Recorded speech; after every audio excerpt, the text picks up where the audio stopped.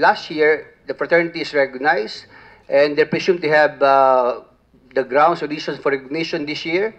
And it's only September that was determined that they're not recognized, meaning that was after the orientation had been conducted already by the student council. Okay, sir. Osa, do you have anything that you posted in the university website saying that this fraternity suspended, or have you given any correspondence to anybody in particular? Okay. We do not post any announcement regarding the recognition of these organizations. We just issue a letter to the corresponding colleges as to which organizations are recognized. But let me mention that as early as July, these organizations are made to submit requirements. And as early as July, we knew that the requirements, like for example, the signature of the people who are supposed to sign the endorsement to the OSA for their recognition had not been complied with, not even till the incident happened. So because Senator these... po, again, yeah, excuse me ma'am, ano, medyo magulo eh. Sinabi si Jonathan, you're the head of the USC Faculty of Civil Law Student Council, di ba? Yes, sir. And sabi mo, nagsubmit ka ng proposal doon sa Student Affairs. Sir, it was the project proposal po Yeah, for project such proposal. specific activity lang po. Specific, what activity was that? The freshman orientation po. Ng IGES Juris? No, sir. All of Outside the of the fraternity, lahat ng freshmen? all of the organizations po in the Faculty of Civil Law. Including all po, including No, AGs. including IGES Juris. Yes po. And it was acted upon favorably by the Student Affairs, di ba? Yes po, there was an approval So po. medyo magulo, hindi kayo, parang may disconnect ka. And sinasabi nyo ngayon, hindi nyo nare-recognize. And yet, you are acting favorably on the proposal submitted by the Student Council, Civil Law Student Council. So, kindly reconcile your positions, ma'am. Sir, this activity was conducted before the school opening. That's supposed to be the orientation. So it is presumed that because they have submitted, all organizations for that matter, have submitted their papers for recognition, and on the presumption of regularity, it is presumed that they are regular, meaning to say that they have complied with all the requirements. So when the orientation happened, the organizations, all of them were given the chance to say something prior to our issuing the official recognition documents, which happened sometime in September. Now, in relation to what Jonathan was saying, it is true that activities are supposed to be approved by the OSA, but it is an organization that is existing in the college. So before any activities approved by the OSA, they should have passed through the approval of the local administration, like for example, the Student Welfare and Development, and then also the Father Regent and the Dean, before it comes to us. Mr. Chairman, with the permission of Senator Grace po, may I interject on that point? Ma'am, Yes. sabi ni Dean kasi, na-suspend na daw sila. Suspended na po sila. Hindi po. He just said. They're not recognized for this year, Your Honor. So they're not recognized. It was When you determined in September of this year that they're not recognized, Your Honor. Well, yeah, The year before, Dean, they were allow me recognized. to put Yes, my please. point, no? What's the difference between suspended, recognized, and removed from the university? When you say not recognized, di ba ibig sabihin yan you are non-entity. You no longer exist. I don't recognize you, so you no longer exist. They're not authorized to conduct activities within the university or faculty, Your Honor. Correct. Yes. So that is even worse than suspension, di ba? The members That's were my suspended, point. Your Honor. The organization is not recognized. You know, there's a problem, Mr. Chairman. There seems to be a problem of UST when it comes to these organizations. Why am I raising this point? Madam, you listen to me first.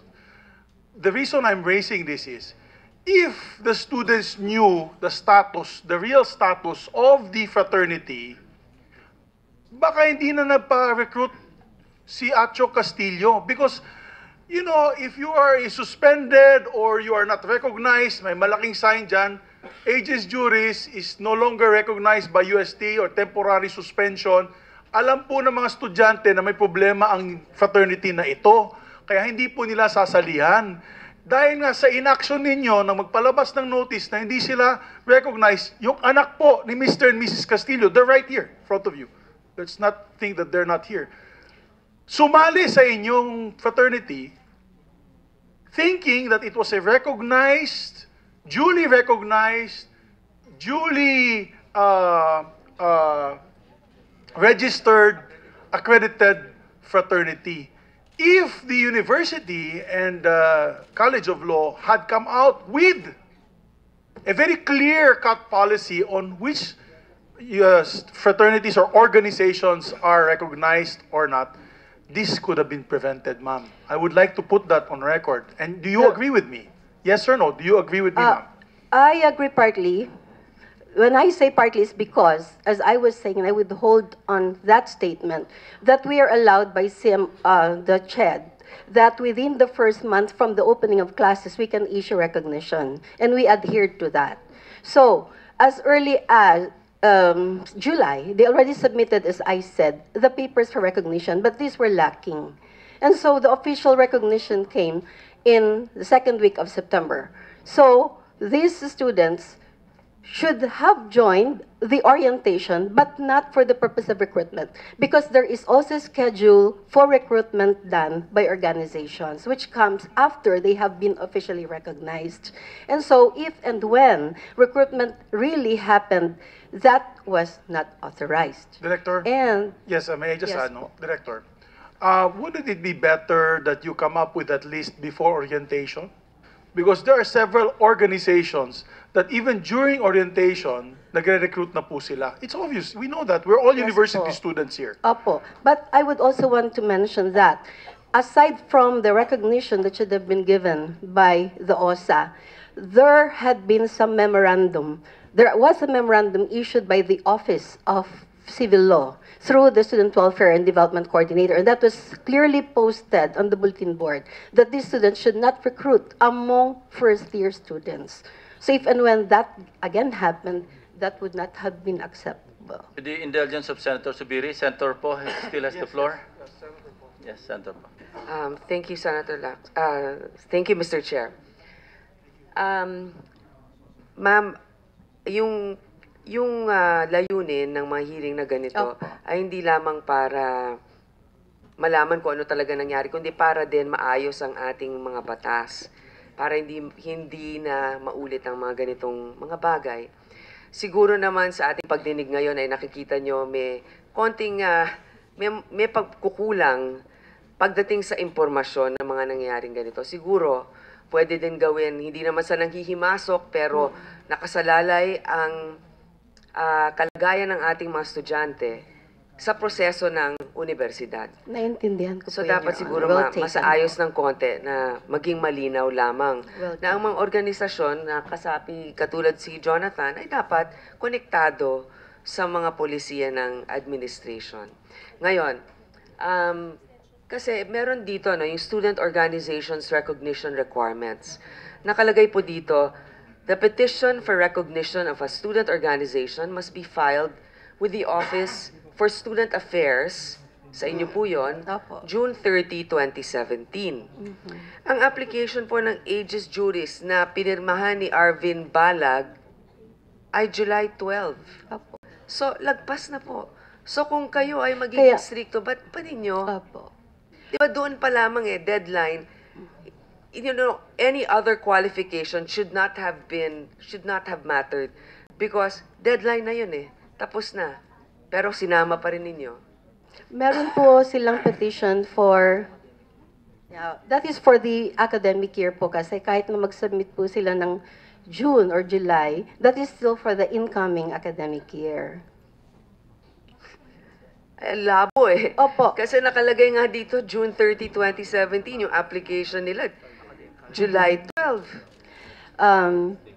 Yun po yung nakalagay dyan, kaya lang nagbago po kami ng academic year sa UST. Nag-start na po kami ng August. It doesn't say Opo. academic year. It says a particular date. So, I mean, never mind if it's clear that academic year without a specific date, but you have a specific date mentioned, Opo. ma'am.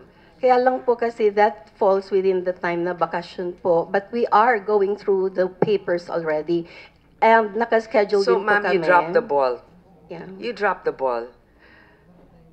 Kapabayaan po ito sapagkat sinasabi ninyo dahil walang pasok. No.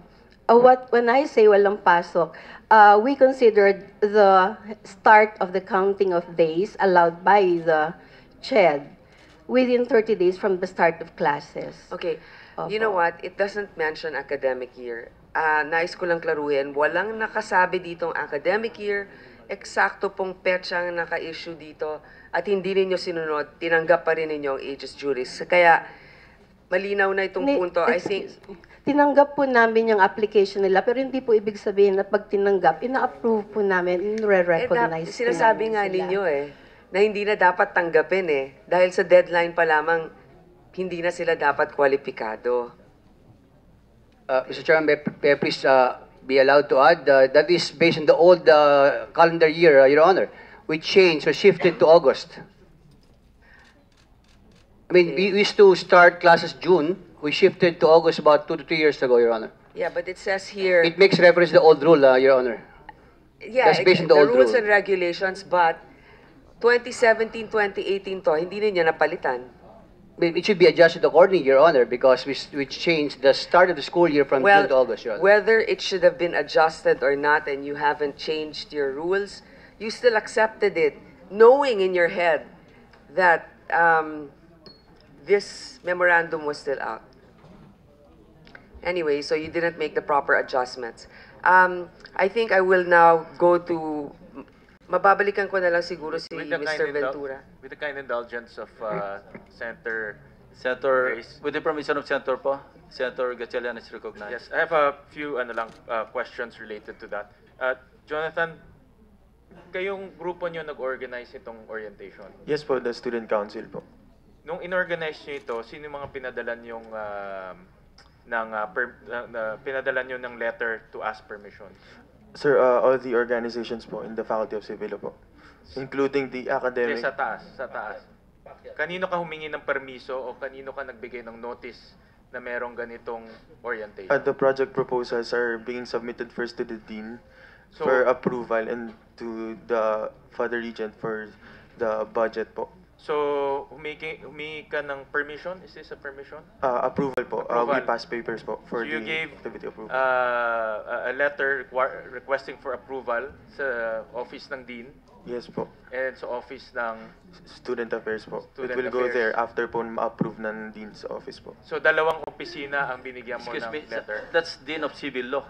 Yes po. Kasi ikaw, Civil Law Student Council. Yes po. So dadaan ito sa Dean. Yes po. Sa local Dean's Please office po. Naaprubahan ba itong dalawa? Yes po. Naaprubahan? Yes po. So, alam ng office ng... alam ng Dean ng College of Civil Law na meron kayong ganitong orientation? Yes po. And then, alam mo ba nila kung sino yung mga organization na in-invite nyo?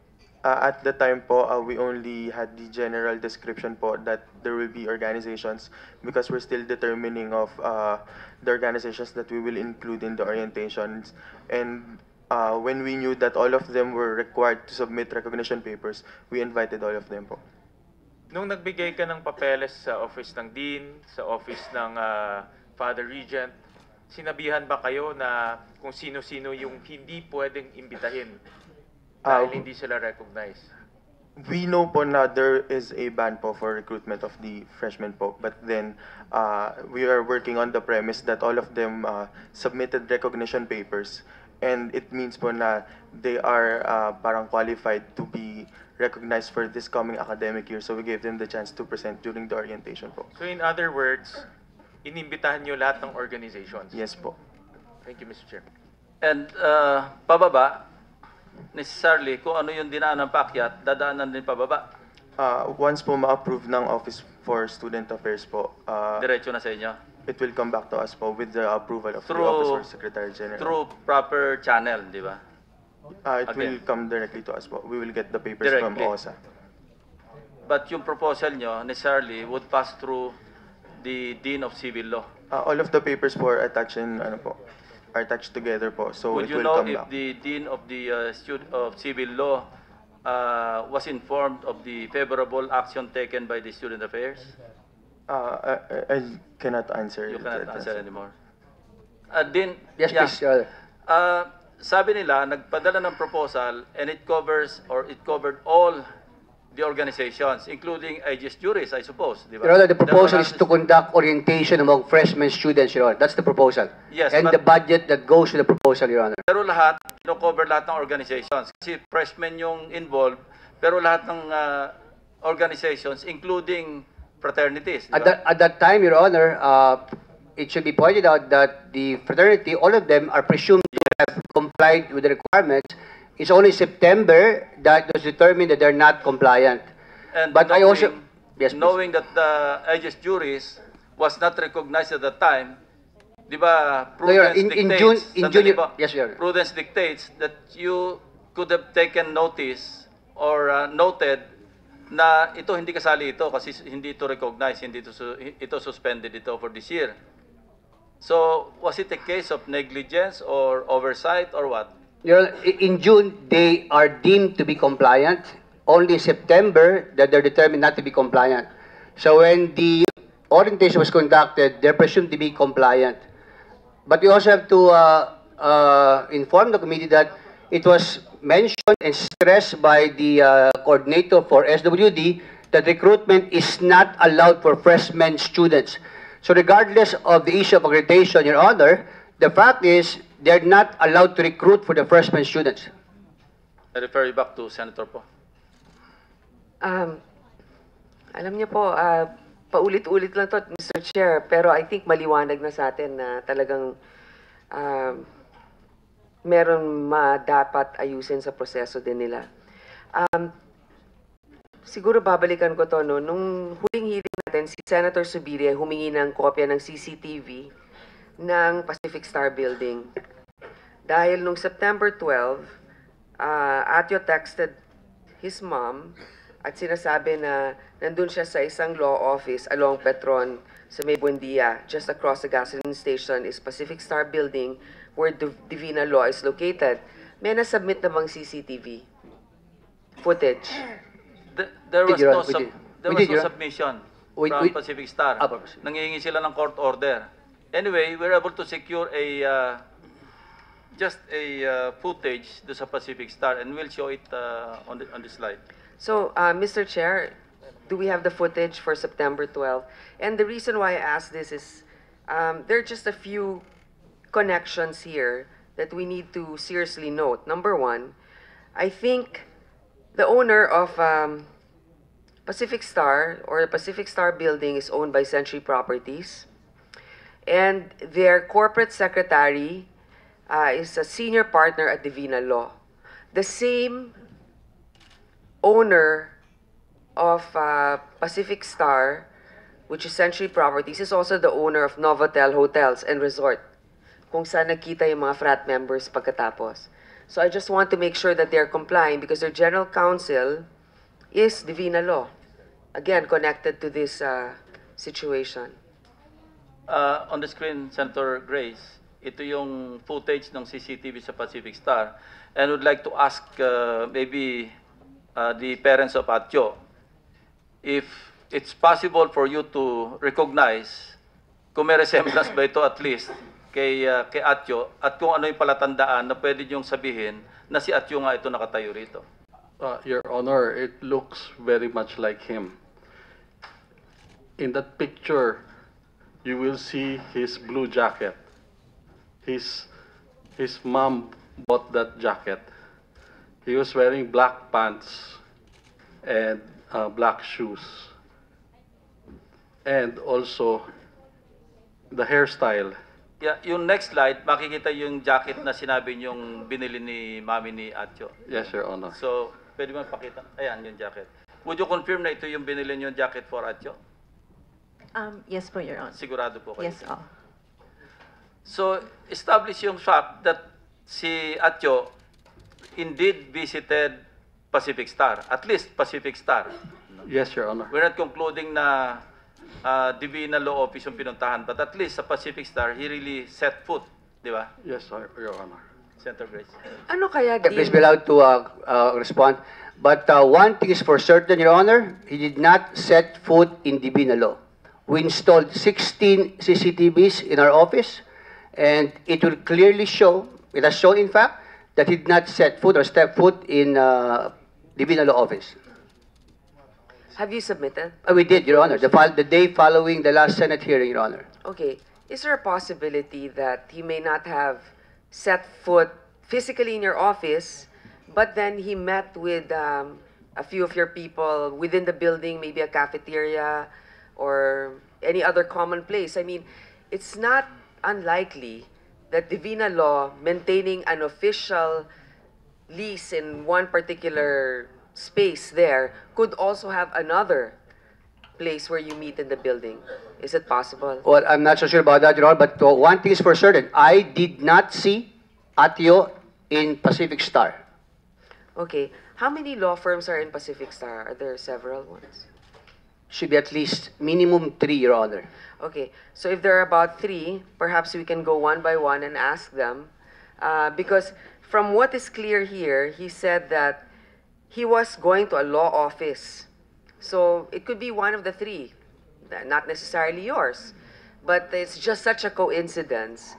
All of the connections, aegis juris, having strong ties with Divina Law maintaining the website for the school, Divina Law having a lot of support for the fraternity, you being the dean, and him mentioning that he's in a law office close to that building or within that building where you have your law firm. So, for whatever purpose, I think we need to be able to determine that.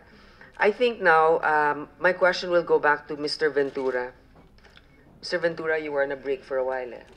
So, I think you mentioned, nabanggit ninyo na, ay, ilan taon ka na ba sa aegis juris na miyembro? 1 year pa lang po. Ilan? 1 year po. 1 year. But are you aware of initiation rights in the past? Not necessarily this one. Dun po, ang aware po ako from my batch po. Simula po sa batch ko po. So sa batch mo, kailan yon? August 2016 po. So 2016, so may napanood ka na initiation rights. Yun nangyari sa'yo. Yes po. So nasaktan ka ba? Opo. So, siguro baka nakakatakot, pero malakas ba talaga ang mga pagpalo sa inyo? Hindi, sa'yo, hindi naman kay ano. Yung sa akin po. Malakas. Opo. Malakas. May suntok ba nakasama? Sa akin po, dun lang po sa proseso po. Okay. Meron ba, hindi mo kailangan banggitin ng pangalan, pero sa isang initiation, sinong pwedeng magsabi, tama na yan? Yung ano po, MI po at saka GP po. GP? Opo. Anong ibig sabihin ng GP muli? Grand Prefectus po. So, sino yung GP nung panahon mo?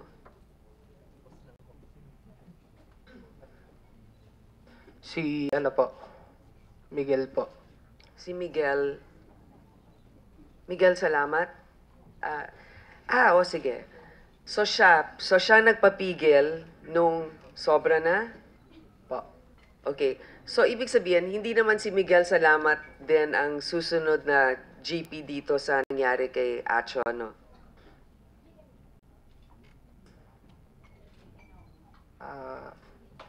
So, hindi siya. Pero meron. Pero yung tao na yon hindi pinigil. Oo, dahil siya pa nga yung huling nag-paddle. Anyway, doon sa mga messages mo, Mr. Salamat, in the group chat presented during the last hearing, it appears that you were in possession of Atio's phone at that time. Ikaw yung may hawak. Ang sabi mo dito, tatay na yung tumatawag sa cellphone. Brad, tumatawag na kasi yung parents sa number ni Axel and M.I. Ralph. Brad, flood na ng messages laman ng cellphone. Lagpas na sa daliri ko ang missed calls. So, nasa iyo pa ang cellphone niya noon, nung nangyari. Nasa na yung cellphone na yan? Your Honor, if I answer that, that would show that I am already complicit to the crime of obstruction of justice, Your Honor. So, you're invoking? I am invoking my right against self-incrimination, Your Honor. Kasi alam nyo, ewan ko kung paano nyo gagawin to, ha. ang hinihiling ng mga magulang, maibalik lang yung mga kagamitan niya. Maintindihan natin yon. Siguro kung hindi man ikaw, kung sino man, bigla na lang pwedeng may regalo sa kanila. Padala na ninyo.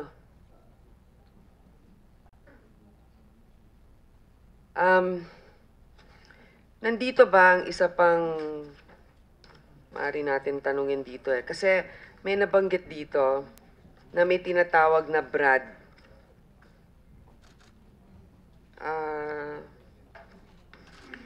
Dali lang, Mr. Chair, just 1 minute. I'm looking for my notes here. Ang dami na kasi dito eh. You may pursue your point, Senator Grace. Eric Fuentes? Nandito ba si Eric Fuentes? Mr. Fuentes, sumupa na ba kayo? Comsec, kindly administer the oath to Mr. Fuentes. Including those who have not yet taken their oath, kindly stand up. Yung mga ngayon lang nag-attend. Thank you.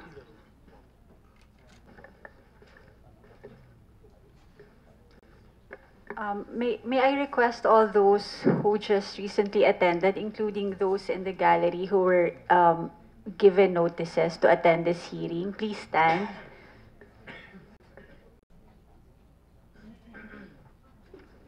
Kindly raise your right hand.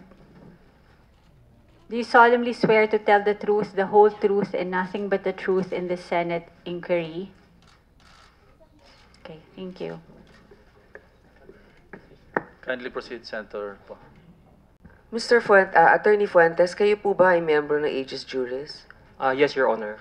Okay, kayo din po ba ay isa sa mga law partners nitong Bernardo and Fuentes na katabi ng AJF Library? Just for clarification, Your Honor, it's not a partnership, Your Honor. Up to this date, I'm a solo practitioner, Your Honor. Okay, but your law firm is beside the Aegis Juris Yes. Fraternity Library? Sorry po. Yes, Your Honor. Okay, what happened to your CCTV footage at that time? Thank you very much for asking that question, Your Honor. We don't have any CCTV cameras, Your Honor. As early as September 25, 2017, I sent a letter to the MPD, Your Honor, telling them that I do not possess or operate any CCTV, Your Honor. It was unfortunate that on that Senate hearing, September 25, it was stated that I gave a blank CCTV footage, which is untrue, Your Honor. So is there a reason why you don't have a CCTV? Sorry, Your Honor. Is there a reason why you don't maintain a CCTV camera within the premises of your law firm? There's no particular reason, Your Honor. I just don't have any CCTV cameras, or I don't operate one, Your Honor. Okay. Then may I ask you, within the text threads, meron kayong nabanggit na Big Brother. Parang galing sa'yo, Eric Fuentes. Big Brother requested all the brads, especially the alumni, to show our support by attending the Senate investigation and visiting Brad Popoy. Hindi naman masama yun eh. Hindi masama yung sinabi mo na yun. Maganda nga na sinasabi mag-attend kayo ng hearing. With all due respect, Your Honor, with that particular statement, Your Honor, I could not recall if it was I gave it through a Facebook or text messages, Your Honor. But I can recall I gave that statement, but not particular what mode, Your Honor, because I've already sent several text messages or messages, Your Honor, in general. Okay, but who is Big Brother, sir? Madam Chairman, Big Brother is a generic term that we give to all our GPs or elders, Your Honor. Siguro, matalino naman kayo. Senator Grace, medyo klaro yung elder or yung elders. Iba yung big brother sa elder. So don't tell us na pareho yun, generic yun sa elders. Mawalang galang po. Yun po talaga ang aming binibigay na term po sa mga nakatanda po sa amin po. Eh di mali yung grammar pa ninyo. I mean, mga abogado kayo, di ba dapat sinasabi ng mga big brothers sige. Sorry po. So ganito na lang po, attorney. So banggitin mo sa akin, bigyan mo ako ng halimbawa ng mga big brother niyo. Would you consider Dean Divina as a big brother? We can, Your Honor, but we don't call him Big Brother, Your Honor. We call him Dean Divina, Your Honor, or Sir Divina. Okay, but he's considered, I mean, one of the elders. Yes, Your Honor. Okay. Who else? Who else would you consider a big brother? We have the past GPs, Madam Chairman. We have some of the founders, Your Honor. Okay, alam mo, okay lang naman kasi yung text mo eh. Dun sa nakita natin. Yung sinasabi mo na mag-attend kayo ng Senate hearing. There's nothing wrong with that. In fact, also to visit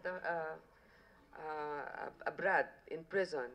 So, I'm just saying, we would like to know sana, sino si Big Brother. Anyway, huling na lang munang katanungan, Mr. Chair, siguro sa round na to, ano? Para lang... Nung dating hearing natin, hiniling ko po na imbitahin ng driver, family driver ng mga tranggiya. Nandito po ba siya? Yes, Your Honor. Ikaw yon. Ay, ikaw pala. Sorry po. O nga pala, familiar yung mukha niya. Kayo po si Mr. Tranggiya. Pakitawag po yung family driver ninyo.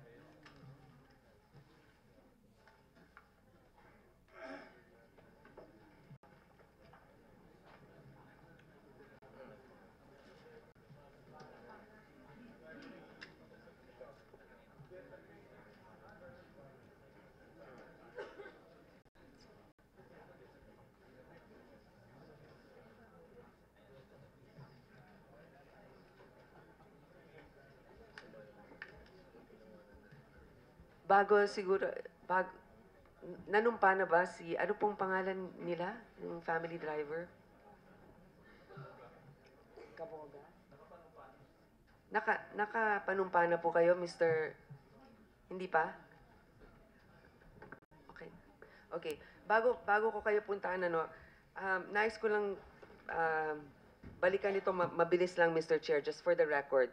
Kasi yung sinasabi ninyo, Big Brother is a generic term for older members who's probably had more experience and more authority. If that's true, bakit ganitong statement? Especially the alumni, meaning may particular reference sa Big Brother.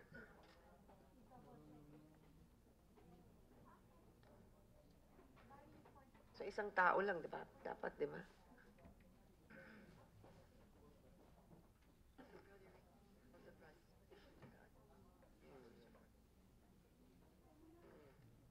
Kasi sinasabi ito, okay, Big Brother requested all the broads, especially the alumni. Parang malabo talagang isipin, Mr. Chair, for the record, na Big Brother pertains to several individuals.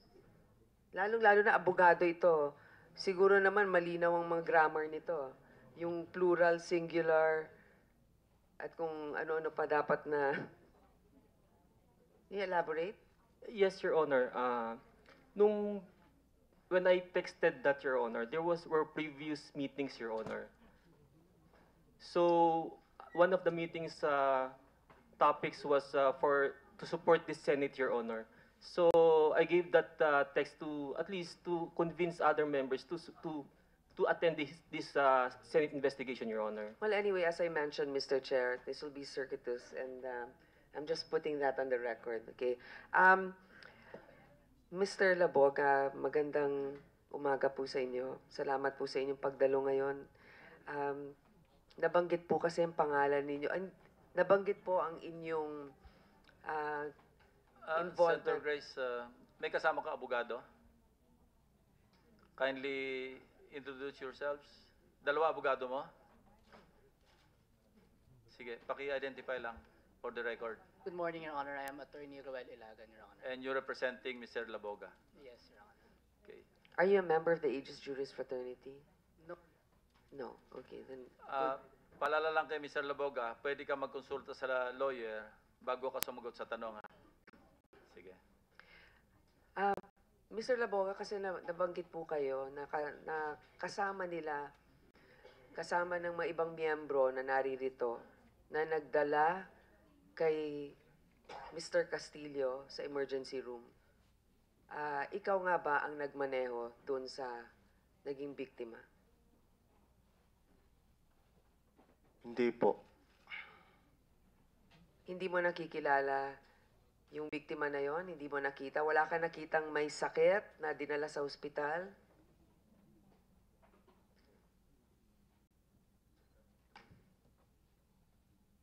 Hindi po. Hindi. Meron ka bang minamanehong pulang sasakyan?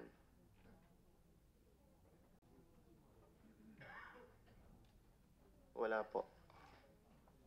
With the kind indulgence of Senator Poe, Senator Gatchalian I is just want recognized. to interject. Mr. Laboga, nasaan ho kayo nung alas 5 ng umaga, September 17?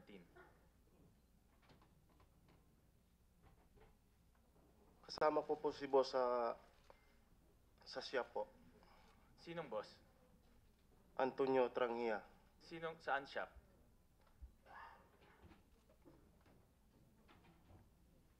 Bulacan po. Anong address? MacArthur po. Bigyan mo nga yung specific address kung nasaan ka alas 5 ng umaga ng September 17.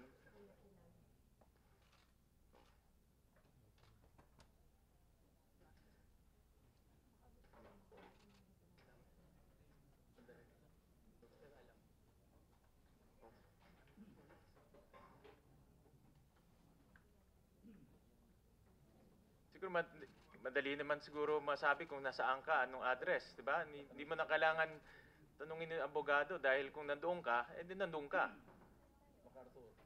Saan sa MacArthur? Mahaba ang MacArthur.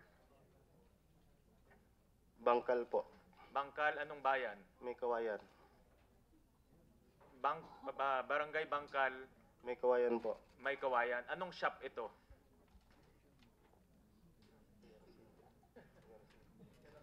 Oo nga, bakit...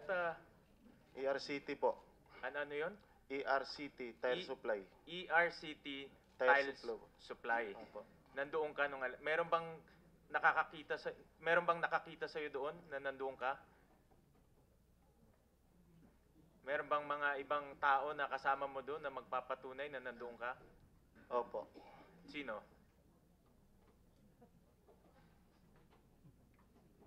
Sila po na yung boss. Sino? Boss po. Sinong boss? Antonio Trangia. That's it for now, Mr. Chair. Teka muna. Ano mo naman, ikaw ay family driver ni na Mr. Antonio Trangia, di ba? Opo. Anong minamaneho mo? Pajero po. Anong klaseng Pajero? Hindi mo rin, di bali na. Wala kang minamanehong pulang pick-up? Wala po. Never ka nakapagmaneho ng pulang pick-up? Opo. Never mo nakita yung pulang pick-up? Opo. Eh, kanila yun eh. Sige, Senator Grace. Nako, Mr. Chair, mukhang nahahawa dito sa mga ibang resource persons natin. Hindi po dapat matutunan yung mga bagay na ganito kasi gusto lang naman natin tulungan din yung mga naging biktima dito. Lagay nyo rin yung sarili nyo sa katayuan ng mga magulang. Ganito, yung anak po ninyo, nagmamaneho. Nagmamaneho po ba yung anak ninyo? Okay. Opo. So, maaring siya lang ang nagmaneho nito. Pero, umabot sa aking kaalaman na si Mr. Balag, si Alvin Balag, ang driver niya ang nagmaneho kasi nitong pulang pick-up pala. So, Mr. Chair, dahil alam naman natin, hindi naman sasagot si Mr. Balag eh. Pasapina po natin yung driver nila, kung meron, para siya na lang ang magsalita. I would like to... I second the motion, Mr. Chairman. Yeah, let's just ask for subpoena the driver of Mr. Arvin Balag, Mr. Chair, if we can obtain the name of that driver. And that would be all for now, Mr. Chair. Thank you, Senator Po. Senator Zubiri is recognized. Thank you, Mr. Chairman. Mr. Chairman, babalikan ko po yung ating witness na si Mark Anthony Ventura. Mark Anthony, this will not affect your case any bit kasi yung pag-uusapan natin dito, yung nangyari sa'yo sa kaso mo nung kayo po i-recruit.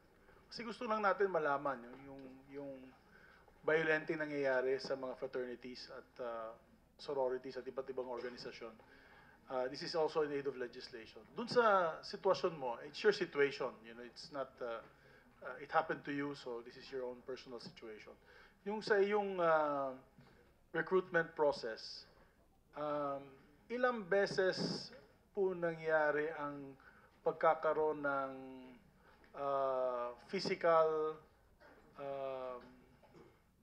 physical and mental, say, torture or hazing, ika nga, na nangyari sa'yo? Does it happen only in one day? Your Honor, yung sa amin po, yung recruitment po, kami po yung lumalapit po sa organization.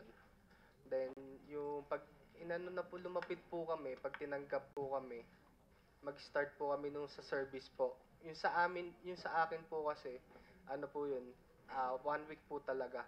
But, late po ako lumapit nun. Nangyari po, 3 days po, yung sa akin. Sa 3 days po na yan, naalala mo kung saan yung nangyari yung initiation rites mo? Di po ako familiar po, pero alam ko po, outside Manila po ako eh. When you say outside Manila, was it in the south or in the north? Was it in Bulacan? I mean, it's just your experience. Alam mo, para Yung sa, ano matigil na po yung hazing na to, di ba? So, yung sa akin po, yung sa amin po, batch ko po. Somewhere ata po sa Batangas po ata yun. Batangas. Di po ako, parang Batangas po ata yun. Di naman kayo blindfolded pagdala doon? Blindfolded po. Blindfolded kayo. Parang na-kidnap kayo, ah. Blindfolded pala kayo papunta doon. Wow. So, pagdating nyo doon, 3 days sinasabi mo, what are, on the 3 days, so day 1, pwede mo isalaysay lang, nangyari sa'yo day 1? Bali, yung paglapit po sa amin, ang ano po, gradual po kasi yun eh. Yung service po namin, pahirap ng pahirap bawat araw.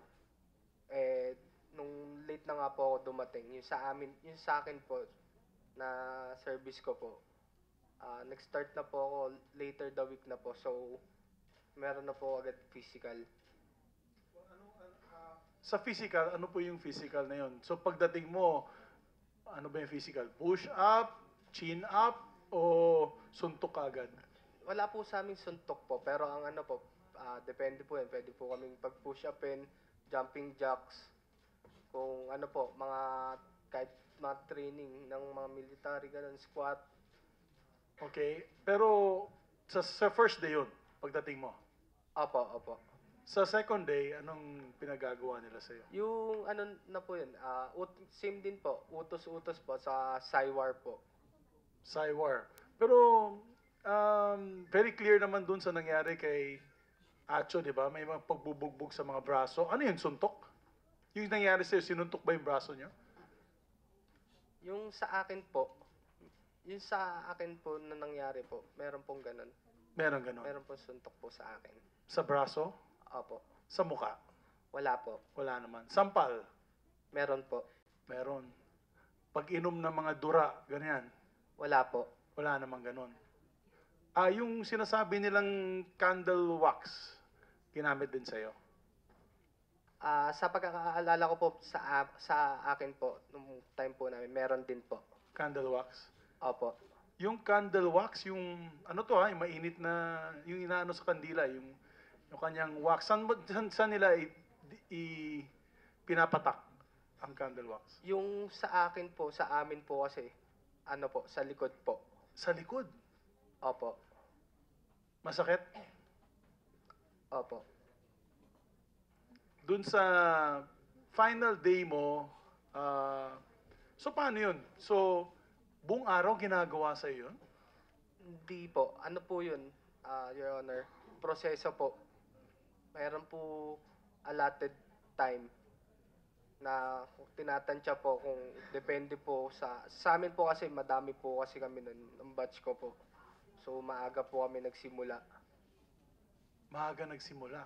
So, hindi sabay-sabay. So, let's say ikaw muna, tapos pangalawang batchmate mo, pangatlong batchmate mo, ganun ba? O sabay-sabay kayo nahihiz? Yung sa final rites po namin, sabay-sabay po kami sa isang lugar po. May mga nag-collapse ba sa mga kasamaan mo? Sa hirap? Sa amin po, sa pagkakaalala ko po, wala po. Wala naman. Pero hirap na hirap kayo? Nahirapan po kami. Sa final rites, sa final day, may kasama ng paddling yon? Or may paddling ba from day 1, 2, and 3 sa'yo? Ano lang po, yung doon lang ang final rights po namin sa last day lang po 'yun. So sa final rights, pwede mo isalaysay yung nangyayari sa'yo? Naka-blindfold ba kayo? Dinala kayo sa kwarto? Binabanggit ko lang to, Mark, kasi gusto na natin mapigil ito. This, and you know this, I'm sure you know that this will not make you a good lawyer. I don't think this will make you a better person and a better lawyer. Kung sundalo ka, siguro. Alam ko sa PMA and all the other soldiering, if you want to join the special forces, the intelligence units, they teach you these things, or they subject you to these things because their profession deals with either terrorism, threats of war, you may be caught in enemy lines, you should be able to be of physical mind and body na alam mo kaya mong tanggapin ito. Pero abogado, parang galang na lang po na yung pag-abogado hindi naman siguro kailangan ng torture at hazing. And because of your testimony, Mark, and we passed the law to strengthen the anti-hazing law, many students, young people, can become lawyers without having to go through violent initiation rights. Di ba po? Am I correct, Mark? Yes po. Tama naman yun, di ba? Yes po, Your Honor. So, pakisalaysay lang sa amin, Mark, yung nangyari sa'yo, para at least makita natin na ito ay hindi na dapat gawin at ito ay isang hindi nararapat sa isang civilized society with men and women of conscience. So, could you please narrate yung nangyari sa'yo, yung last part? Yung sa last part po, Opo, yung sa tingin mo pinakagrabe na nangyari sa'yo. yung ano po sa amin po, sa akin po, nung sumali po ako,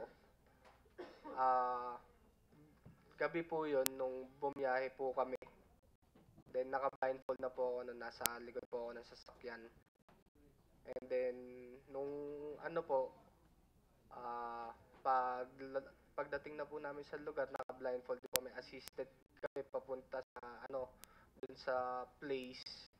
Pinatanggal sa amin saglit yung blindfold para makapunta dun sa loob. Then from dun sa loob po, nagpalit na kami ng damit namin. Tapos, tuloy mo lang. Tapos pagkapalit po ng damit po namin, stretching po kami. Kami pong magkaka-batch po dun.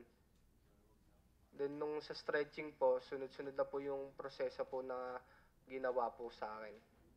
Hanggang ano ibig sabihin ng proseso? Katulad ng sorry po, yung ano po kasi same lang po kasi kami ng pinagdaanan po. Standard, so, okay. hindi ko po ma-detail po yung... Pero yung proseso sinasabi mo, yung sinasabi mong jumping jack, physical activities, pag-uutos. Ginagawa po namin yun sa mga previous days po, mga bago po dumating yung final rights.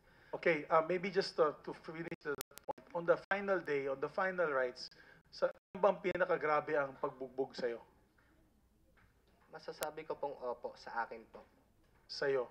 So, kung sa suntok, ilang suntok na abot mo, ilang oras ang pagsusuntok sa'yo? Sa akin po, to be honest po, yung the day po na bumiyahe po kami, hindi ko na po binibilang yung oras. Nagdadasal na lang po ako na makayanan ko po. So, ginagawa sa'yo within those 3 days? May suntok abot? Yung ano po, sa last day lang po yun. Yung suntok po. Okay. So, sa suntok na yun, ilang oras yung suntok na yun nangyari sa'yo? Mga estimate po, siguro mga 40 minutes po. 40 minutes sa panununtok? May interval po kasi yun. Kumbaga, hindi po siya yung 40 minutes straight po na sinusuntok po. 40 minutes sa sinusuntok? Tansya ko po ganun po. Sampal? Ilang sampal inabot mo? Hindi ko po alam. Marami? Opo. Sa paddling, gaano karaming paddle na tanggap mo? Yun sa akin po, ano po? Sa'yo lang, sa'yo lang. Sa akin po, 10. 10. Ano yun? Isa't member isang paddle o? Yung ano po, Yung sa akin po, di ko po alam po. Kasi po, naka-blindfold po ako nun. Okay. Anong suot mo nung pinapaddle po kayo? Sa pagkakaalala ko po, wala po. Hubad kayo? Naka-briefs. Naka-brief kayo? Yes po. Ang sakit ng paddling pag walang saplot. Oh boy. So, yung paddle, yun ba yung paddle na nakita natin sa letrato? Yung nakuha sa front light? Ganun ba yung klaseng paddle? Yung sa akin po, di ko po nakita eh. Yung kung ano po yung ginamit po sa akin. Okay. Nung ikaw ang subject ng initiation rights, hindi mo nakita, naka-blindfold ka. Nung ikaw yung master initiator, ano itsura ng paddle? Same po. Pareho. Thank you. Thank you, Mr. Ventura. My other colleagues would like to answer questions. Thank you for your candor. Yung mga sinalaysay mo na yung araw na ito, bibigay po ng daan. Hopefully, in the near future, we will be passing the strengthened anti-hazing law. And I hope that yung kay Horacio Castillo will be the last to perish out of hazing. Thank you, Chairman. I'll ask a few more questions later. Senator Grace is recognized. Yeah, thank you, Mr. Chair. Mr. Ventura, dahil miyembro kayo ng fraternity, pag sinabing Big Brother, sino yung tinutukoy? Yung sa personal knowledge ko po, Your Honor, may isang tao po ata. Pero tinatawag lang po, never ko po siya na-meet na nagpakilala sana siya si Big Brother. Pero sino yung tao na yun? Mark, bago masagutin, hindi necessarily, hindi referring to elders. Isang particular na tao yung Big Brother. Ayun po yung pagkakaalam ko po. Okay, sino yun?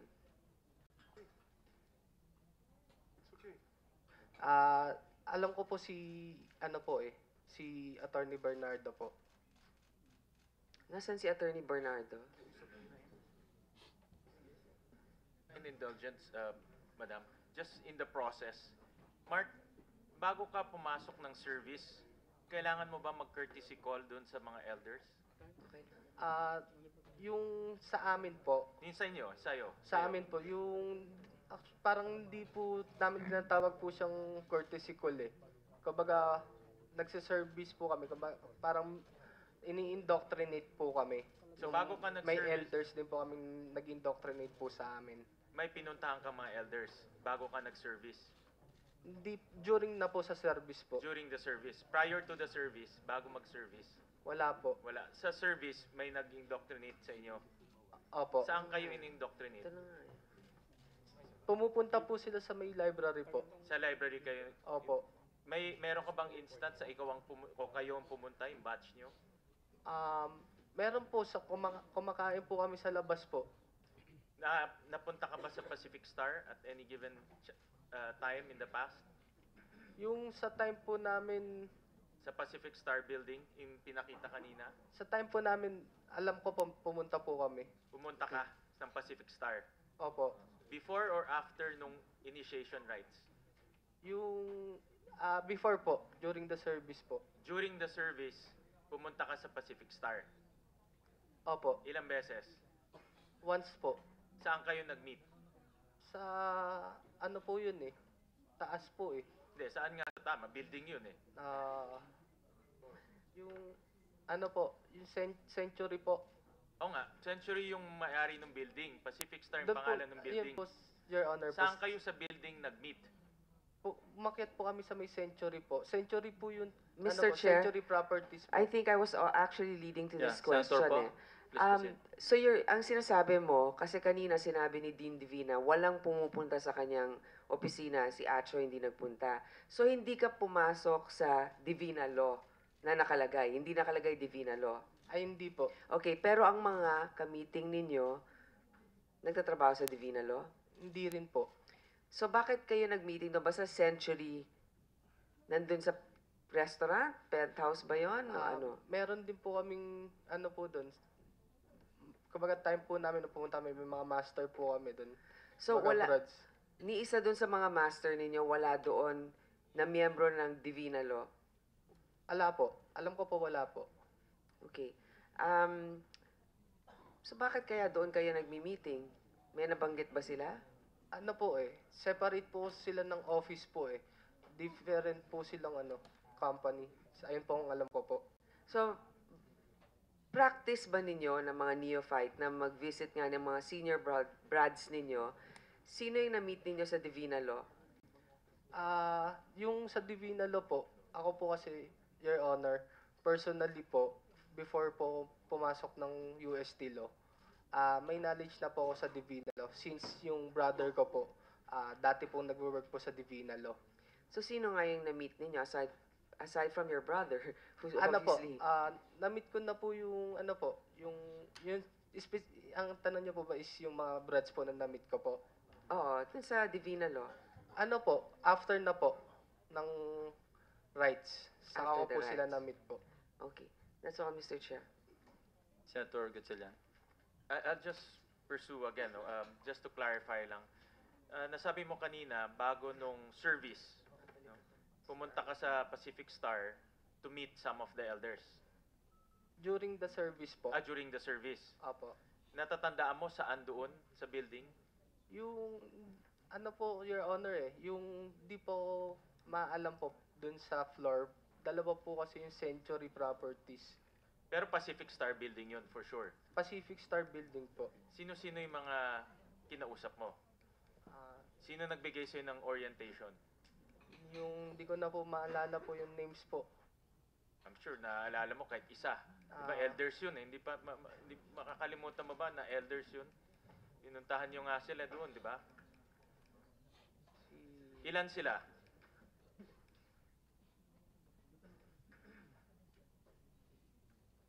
Ilan ang nagbigay ng orientation sa iyo? Tatlo po ata yun. Tatlo? Ano yung mga pangalan nila? Yung sa time ko po, yung pumunta po kami doon, nagsiservice po, Attorney Nick. Attorney Nick? Opo. Anong last name?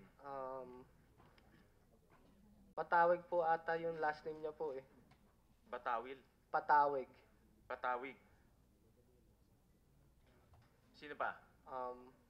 Attorney Elvis Uy po. Elvis Uy or Edwin Uy? Elvis Uy po. Elvis? Opo. Hindi Edwin? Hindi po. Sino pa? Fred Correa din po. Fred Correa. Correa. Yes po. Ay po, naalala ko po nung nagsiservice po kami doon sa Pacific po. Sa Century po. Anong year itong itong orientation? 2016 po. 2016.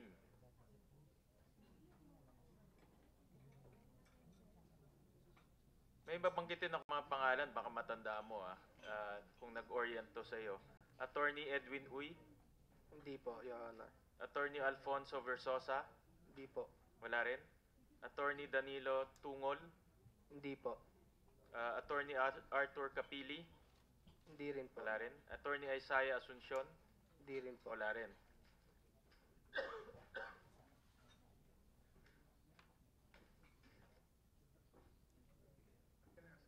Mr. Chairman, may binanggit si Mr. Mark Ventura kanina na pangalan na Attorney Bernardo. Is Attorney Bernardo here with us today? He's around. Yata.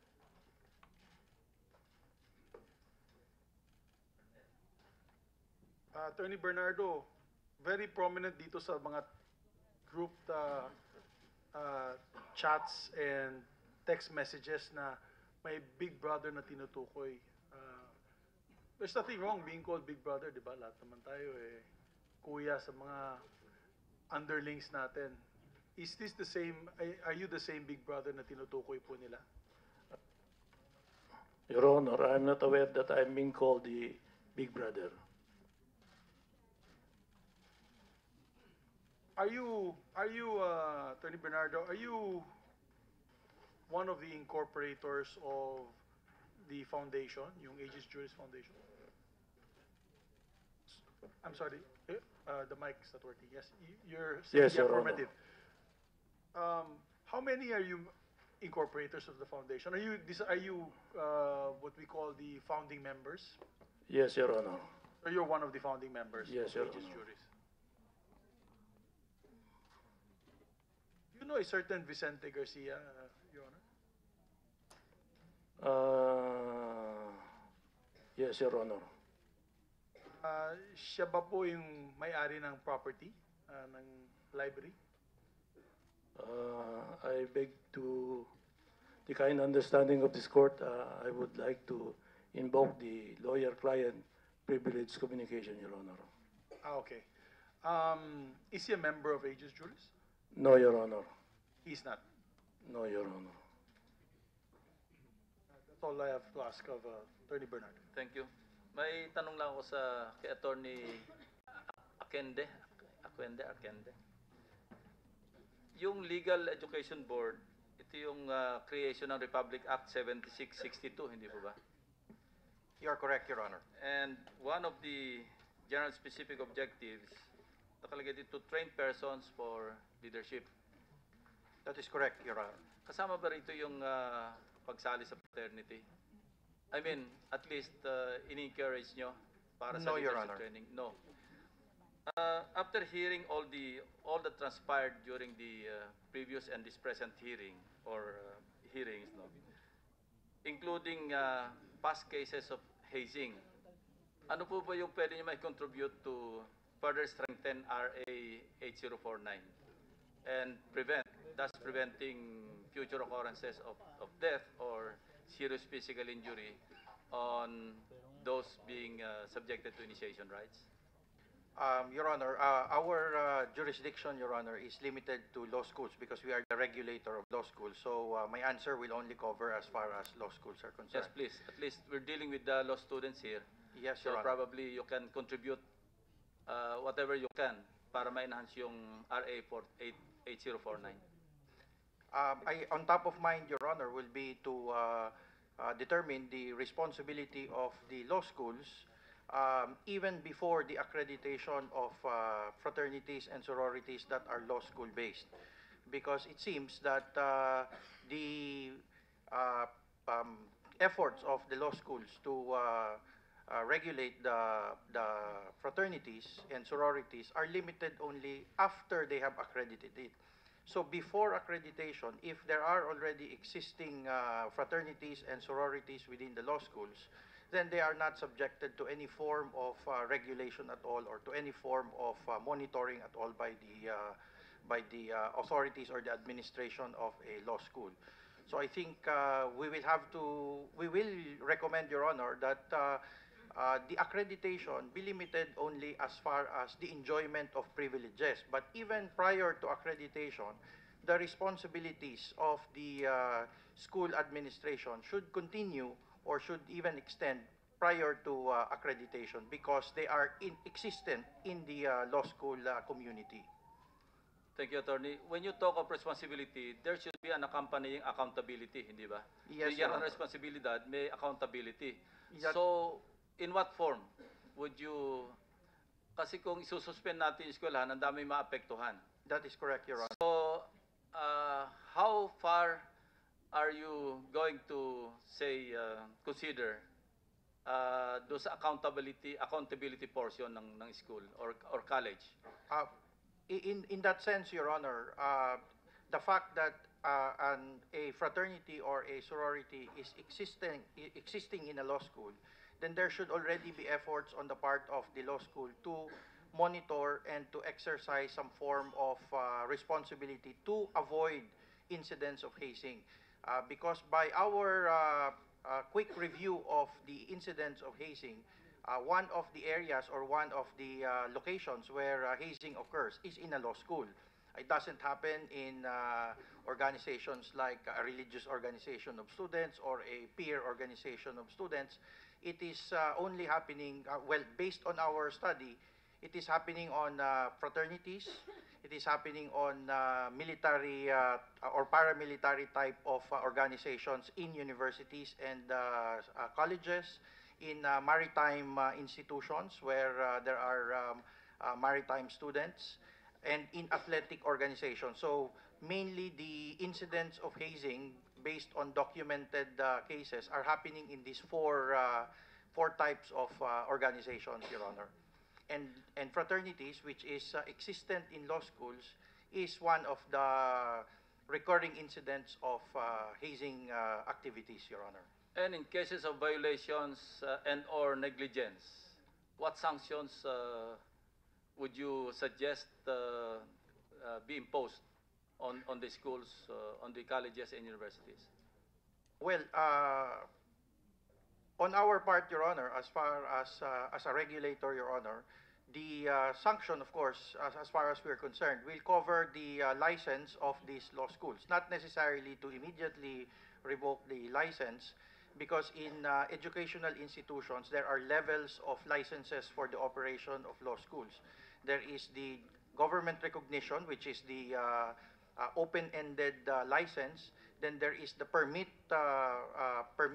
document, which means that on an annual basis, the Legal Education Board inspects and monitors the operations, the different operational areas of a law school. Would you consider heavy fines as one of the sanctions? Yes, Your Honor. That will be one of the, within the tools that can be implemented in a future legislation, Your Honor. How about at least upgrading penalties on cover-ups or obstruction of justice? Kasi mababa masyado yung penalty sa obstruction of justice. So probably, kung merong obvious cover-up na ginagawa, maybe we can elevate, di ba? Yes, Your Honor. To maybe one grade lower than the main offense. Main offense, Your Honor. Yeah. Which is, ano ba yung, kung capital, kung reclusion perpetua yung sa main offense, ano yung suggested form of penalty pagdating sa cover-up? Wala na yung ano, kasi accessory after the fact, medyo mababa yung penalty. So if we elevate, 1 degree lower will be reclusion temporal. Temporal. And that could be a good deterrent, di ba? Na ito, nangyayari rito after nung nangyari kay Atyo, maraming attempts to cover up. In fact, pinapalinis yung, pinapatanggal yung paddle, pinapalinis. And if proven to have committed those offenses as part of the cover up, 1 grade lower than reclusion perpetua should be fair, di ba? Well, I leave it to the wise discretion of the But you're a resource person, so we're getting your input so we Yes, can be guided accordingly. In terms of deterrence, of course, Your Honor, a heavier penalty will, in effect, be a deterrence, Your Honor. May tanong lang ako sa DOJ. We noticed some inconsistencies. Kasi juxtapose po namin itong testimony ni Ventura at saka ni Solano. May mga inconsistencies eh. So how would you treat this? No, for example, ito sabi ni John Paul Solano, sabi niya, so I was slapping him on the face. Tapos tiningnan ko yung pupils niya, it's very dilated. Sabi ko walang response. Nag-check ako ng pulse, wala. The first time, wala. Nag-check ako ulit. Yung pangalawa, sabi ko, baka yung pulse ko na yung nararamdaman ko. Kasi na-stress ako. Sabi naman ni Mark Ventura, first aid, nag-check ng pulse, mouth-to-mouth resuscitation. And you were referring to Solano, no? When you said, nagkaroon ng mouth-to-mouth resuscitation, you were actually referring to Popoy in this case. Pasensya na po, Your No, Honor. sige, naintindihan ko. Massage legs and arms, no, suero. And then, sa tanong na yung iba umalis na, wala na yung iba. Sabi naman ni Popoy dito, I was not sure that time kasi dalawa po yung room ng aegis juries. Implying that he cannot identify who else were present because he was not able to go to the other room. Kay Ventura, kay Mark, sabi niya, tapos dumating na si John Paul, Popoy, Solano sa frat live. Tapos doon niya nakita si Hor sa sala at doon niya binigyan ng first aid. Tapos pinalipat niya sa loob ng library. Tapos tuloy pa rin pag-ating kay Hor. Now, MPD and DOJ, no? Of course, ibabangga niyo ito sa facts, di ba? Physical evidence and other circumstantial evidence. And doon niyo iweweigh kung sino yung mas kapanipaniwala. assuming that Mark Ventura is not accurate or siya yung medyo sablay do sa pagbinangga nyo sa facts, DOJ and MPD, how would you treat him as a witness now? If he's not completely or fully telling the truth. Of course, Your Honor, the members of the panel would very well delve with this kind of, this already delve into the merits of the case. And they can propound clarificatory questions, Your Honor. They have the power to propound those questions. Yeah, please continue. Sorry.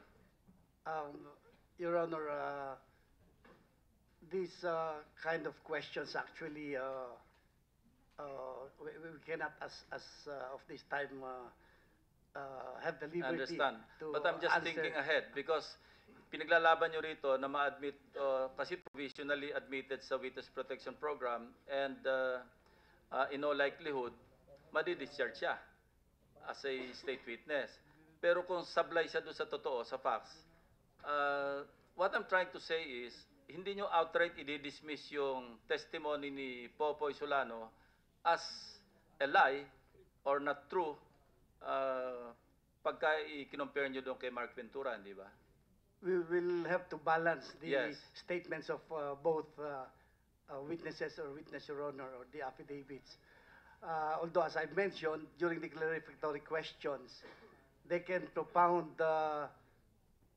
questions which would very well delve into the merits, and therefore they can decide it is within their discretion whether to admit certain statements or not.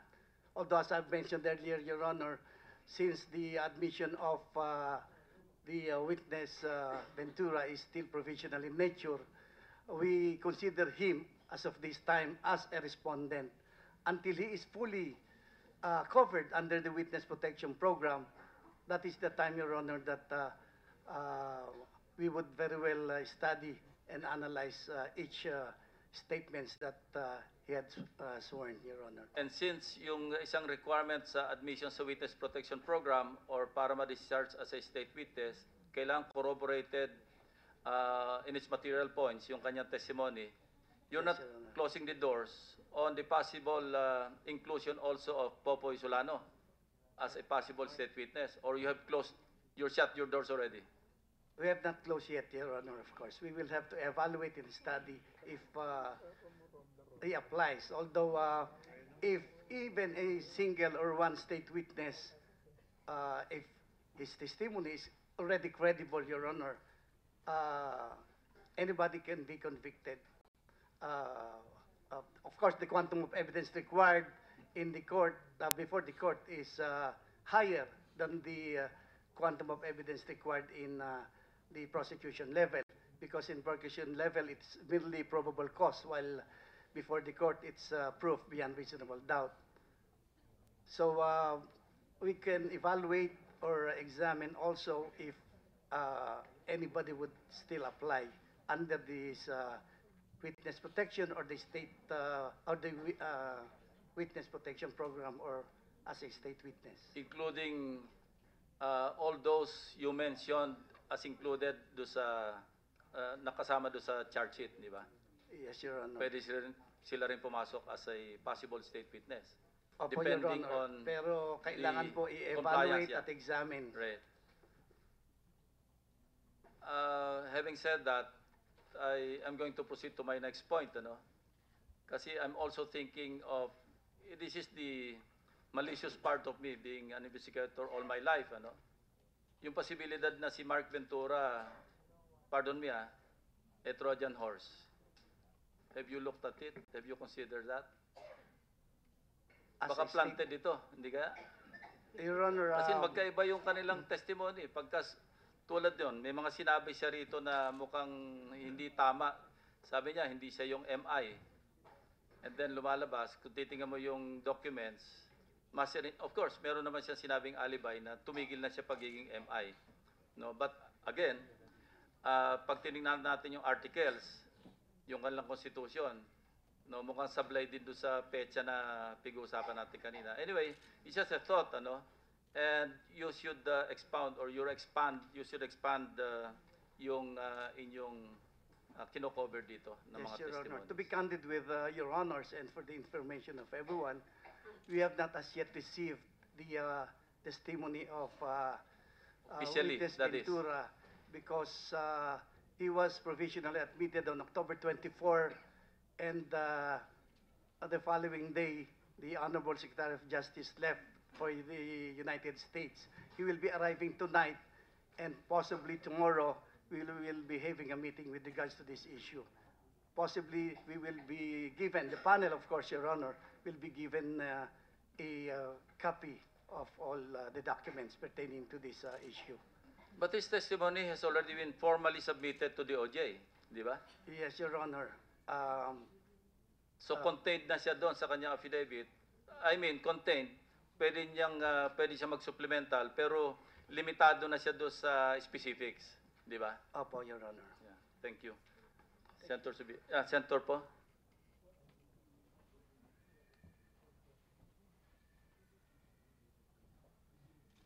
Tanong. Kay Mr. Ventura, may binanggit si Chairman na ikaw ay isang Trojan horse? Possible lang. Possible lang. I would like to ask straight from you. Is that true, or are you here to tell the truth and nothing but the truth? Your Honor, I'm not an angel. I'm not a saint. But I am here to tell the truth. Only few good men can tell the truth and nothing but the truth. Very good. That's a very welcome statement to this committee. Senator, I believe Chairman Senator Grace. After Senator Grace, there's a few other things I would like to present to the committee. Mr. Chair, with your Senator permission. po, is recognized. Do we have a representative from the Chinese General Hospital present? We have. Yeah. Dr. Garcia, Yes, are you aware with the admission of Mr. Castillo into your hospital Yes, and we are, the we are aware. procedures? All those who are involved are presently here. Okay. May I ask you, Dr. Garcia, since you're representing them, who signed the release papers for Atio's body to be brought to the morgue? Yeah, Nadalin agad sa morgue at maimbalsamo agad na wala pang pagsusuri. Your Honor, we have documents here to show you the two homicide detective together with the funeral parlor came to pick up the patient supposed to be for autopsy. That's the reason why the hospital released the body to them. During that time, the patient was not even identified, so he's patient X. So we have here our documents to show that the two policemen who took the body. Okay. Do you have the names of the policemen? Yes, And if you can please read the names out, and if they are present here, please stand up. Bernardo. One is the first one is PO1 Bernardo Cayabyab. Are you present? PO1 Cayabyab? No, sir, he was not invited to attend this sanity hearing today, Your Honor. And the second one? The second one is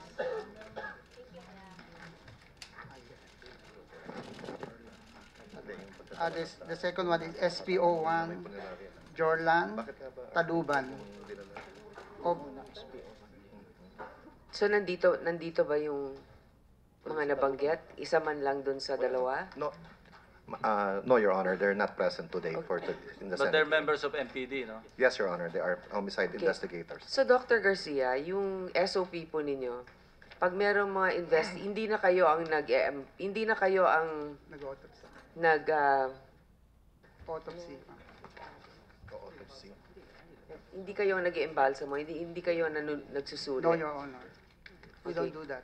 So, this one, usually you release it if there's an investigator. Di ba dapat yung next of kin o... Actually, the procedure is if we have patient that we know with the name, it is the policy of the hospital is not to release the body to anybody except the immediate relatives. Unfortunate for the case of Sir Athio, he came in as patient X. So as patient X, it's unidentified, and during the examination of our medical resident, that's possible homicide involved. So it's already we inform immediately the authorities. So, Dr. Garcia, when he was brought there, he was actually brought there by Mr. Solano. Yeah. Didn't you get the statement of Mr. Solano, what the name of the patient was? Actually, Mr. Solano did not supply the name of the patient. Yun yung sinasabi niya, napulot lang nila Napulot lang noon po. at that time sa Balutondo. Actually, it's the hospital who hold on to Mr. Solano until the police came. So who contacted the police? It's a standard procedure of the hospital. If any cases of possible homicide, accidents, we inform even traffic. We have already designated who to inform. But since Mr. Solano told us that the patient came from Balut, so we call up Balut Station. So it was you who actually, it was the hospital that called. hospital. Okay, General Coronel, magandang hapon po. Matanong ko lang kayo, no? So nagkaroon ba ng pagsusuri dun sa katawan ni Atyo? Yes, Your Honor. Sino ang gumawa ng pag-embalsa mo? Your Honor, if I may allow to Yes, give a please brief go background. ahead. Yes, Your Honor. Based on the records, the cadaver or the corpse of Horacio Castillo was brought to the Chinese General Hospital at 9:21 a.m. September 17, Sunday morning. And at 11:45 a.m., the Chinese General Hospital called our office, the Manila Police District Homicide Section, to inform us that there is an unidentified dead body now present at the Chinese General Hospital, and to which the policemen mentioned earlier responded to the call of the Chinese General Hospital, being homicide investigators. So at 1:30 p.m., our MPD investigators arrived at the hospital and took over the initial investigation and the details concerning the discovery of the dead body. At that time, the body was unidentified, and at that time, he was presumed to be a homicide victim or a victim of extrajudicial killing at that particular time. And then the body was brought to Arcangel Morgue at 2 p.m. of that day, Your Honor, based on the understanding and arrangement made with the Chinese General Hospital and the investigators, considering that since there were no claimants on the body, and part of the protocol we are observing is to bring it to the nearest morgue for processing of the cadaver. And then the autopsy was conducted on Monday, the following day, at 10 a.m. by our crime laboratory, Your Honor, by our personnel who are present now today, who may want to answer the questions. But by the time that you did the investigation, was the body already embalmed? Na-embalsa mo na? Based on the autopsy of the medical legal from MPD, the body was already embalmed, Your Honor. So, can you do an accurate autopsy report after the body has been embalmed? In this case, Your Honor, we can still conduct autopsy even though the body is embalmed. Can you clarify why that is so? I mean, di ba pag na-embalm mo, hindi ako doktor, no? Pero di ba tinatanggal na lahat ng mga parte ng katawan, binalik ulit? At nilagyan na ng gamot, dapat yan. Your Honor, as what I've understood, the body was partially embalmed because the body is believed to be more than 24 hours. So the funeral parlor has no freezer. Most of them have no freezer except for the large ones. That's why the practice of funeral parlors are to do partial embalming so that the body will not be decomposed. So during the autopsy of the Manila Police District, the body was already partially embalmed, but the organs are still intact. But, sir, yung autopsy report ninyo is inconclusive, di ba? Meron ba kayong nilagay na cause of death? Parang wala. Ano yung nilagay ninyong cause of death?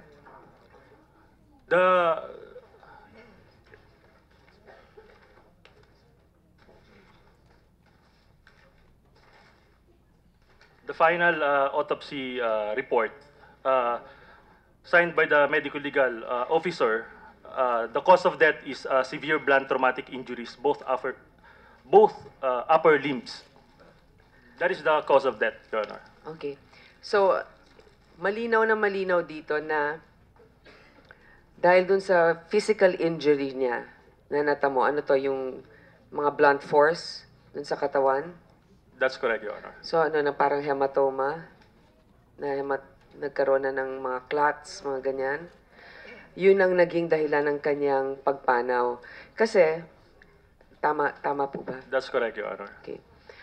Kasi ito nga yung nakakalungkot dito eh. Itong si Mr. Solano na medtech. Medtech ba, Mr. Solano? Yes po, Your Honor. Okay.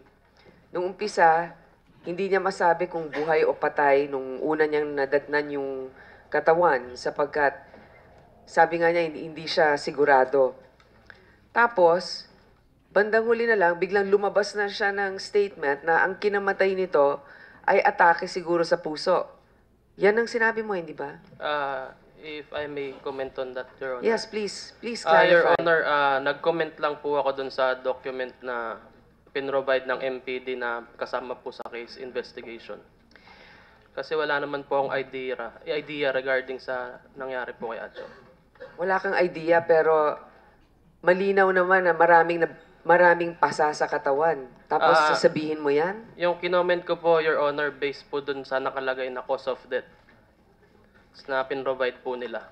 Eh, yun nga yung cause of death eh. Ay, Your Honor, Hindi naman sinabing heart attack eh. Your Honor, yung ngayon ko lang nga po nakita yan eh. Yung unang-una pong final nila na death certificate and medical legal is HCM po ang nakalagay. Anong pakilinaw? Hypertrophic cardiomyopathy po. General Coronel, ano yung first report na yon? Yes, sir. Our medical legal doctor. Yes, please explain why you have two different causes of death. Your Honor, we have released the provisional. That what Solano is trying to say is the provisional anatomic diagnosis. Because we released the provisional anatomic diagnosis of hypertrophic cardiomyopathy because the heart is enlarged during autopsy. And there's traumatic injuries of right and left upper extremities. Those are provisional anatomic diagnoses. But we released later after several days. We released the final medical legal report with cause of death as severe blunt traumatic injuries. So what prompted you to have the second cause of death, which is blunt injury, that you weren't able to determine the first time, which is obvious physically when you look at the body of Mr. Castillo? Your Honor, the first is not the cause of death. We released is the provisional anatomic diagnosis. That's not the cause of death, Your Honor. Okay, so thank you for the clarification. So Mr. Solano, alam mo, yung unang labas nyo kasi, yung unang labas mo, may mga sinasabi ko pang naawa ka sa bata. Tapos ngayon, parang pinapagaan mo pa marahil ang mga naging responsibilidad ng mga kasamahan mo. Kaya isinisi mo pa sa atake sa puso dahil nga enlarged di umano ang kanyang puso. So parang pinatay, meron nga nag-comment sa akin, nag-text, parang lumalabas pa sa iyong salaysay na siya pa may kasalanan sa kanyang sariling pagkamatay dahil inatake siya sa puso. Ngayon, sa tingin mo ba tama yung naging haka-haka mo dahil dun sa nilabas nilang preliminary report? Bakit mo pa sinabi yon? Your Honor, kahit naman po kami, nagtataka bakit po ganun yung cause of death. Tapos iba po yung sinabi nila nung previous Senate hearings po. Actually po, no October 5, nag-send po kami ng letter sa kanila regarding po ng clarification tsaka po ng histopathological report kung meron na po sila para po ma-verify namin kung ano ba talaga yung cause of death niya. Since wala pong dumarating sa amin mula October 5, yan na po yung ginawa namin. If ever naman pong mag-adverse yung histopathological report, hindi naman po kami gagawa ng alternative na defense regarding sa cause of death po. Dun sa nasabi mo ngayon, sabi mo nagtataka ka nga dun sa kanilang preliminary report. Nagtataka ka sapagkat sa yung pag-iisip, dahil nakita mo nga yung kinahinatnan ni Mr. Castillo, ano sa tingin mo ang unang pumasok sa isip mo na cause of death? Ang una pong pumasok sa isip kong cause of death is yun pong pre-existing heart niya po, condition. Kasi yun naman din po yung nakalagay since yung sa medical legal is dun din po lumaki. Ay, malaki rin po yung puso. So hindi sa tingin mo, ang kanyang kinamatay sa yung nagtaka ka, pero sumasang-ayon ka rin sa report. Ano bang, that's contradictory, hindi ba?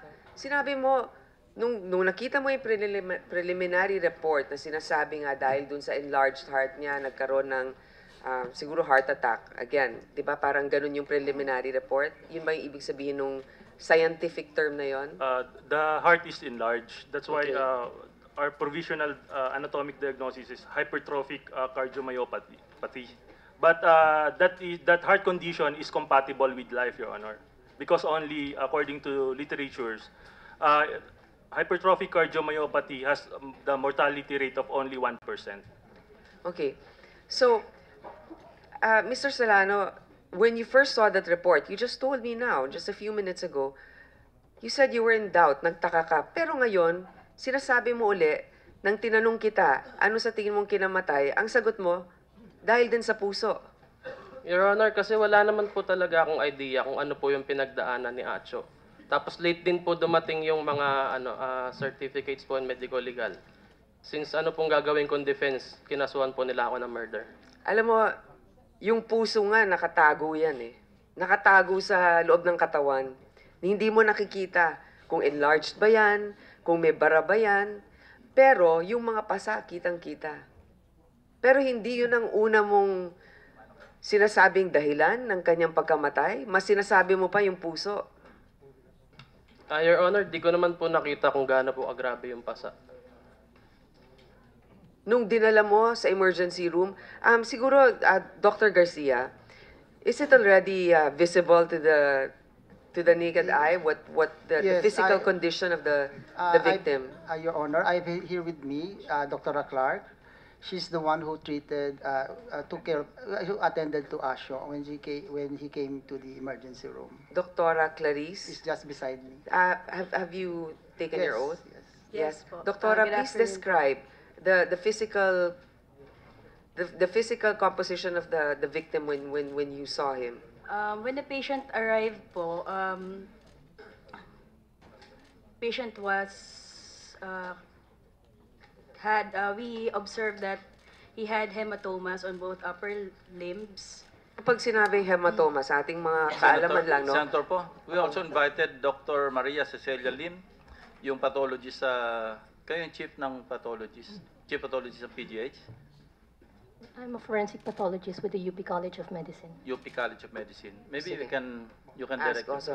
Hindi, kasi she was the one who physically saw the body, Mr. Chair, just quickly. So, may hematoma. Yes. So makita mo ba may discoloration of the skin? Yes, there's already discoloration of the skin po. So is it black and blue? Black and blue po. So it's evident that it can be seen by the person who brought the victim in to the emergency room. Yes po. Ayun naman pala, Mr. Solano, anong masasabi mo naman doon? Your Honor, nakadamit po siya eh. Actually, Your Honor, initially this patient naka short sleeves po kasi siyang t-shirt. So initially, habang chine-check po namin, may naka-peak po na konting pasa from the sleeves. So that's when we lifted it up na kita po hanggang dito po, Your Honor, that meron pong pasa. Mr. Chair, alam mo, And candle marks. I think we can get also the analysis of Dr. Lim. Were you able to examine the body? No. No, ma'am. I was No. only provided the report of the NB. Okay, of so the PNP. In your expert analysis, what do you think is the cause of death of Mr. Castillo? I would agree with the impression of the Philippine National Police that the patient had an acute kidney failure secondary to the rhabdomyolysis, secondary to the multiple blunt force trauma.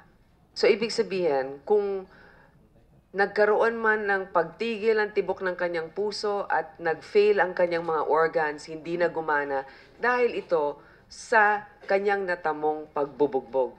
Yes, ma'am. I think it goes back to Senator Lacson's statement earlier of the proximate cause of death. Okay. It doesn't matter what the immediate cause of death is. The bottom line is it's the multiple traumatic injuries. See, Mr. Solano, there's your answer. If I would comment po, Your Honor. Okay, go ahead. Your Honor, kaya po kami nag-request ng histopathological result po regarding po dito sa cause of death. Kasi if ever po na yun ang lumabas doon sa histopathological report, i-disregard po namin yung HCM na provisional cause of death. Since October 5 po, nagre-request po you kami. have no authority naman to disregard or to Hindi po, accept kasi it. yung i-disregard po yung alternative defense na to. Okay. Senator Grace, with your permission, and Yes, with the permission of our, that's all, of our Mr. colleagues, Chair. Mr. Solano, you're between the devil and the deep blue sea. Kung meron siyang pre-existing heart condition, not you, but the others who participated, di ba lalong masama yon kung alam mo na yung merong pre-existing heart condition, sinubject mo ba doon sa extreme pain? Kung wala naman pre-existing heart condition at namatay due to hazing, pareho rin ang suma eh. So what are we discussing here? Ano ba yung pinag-argue natin dito? Namatay yung tao, kesa kung direct mang cause ng death niya yung bugbog o hindi, kung meron man siyang pre-existing heart condition, masama pa rin eh.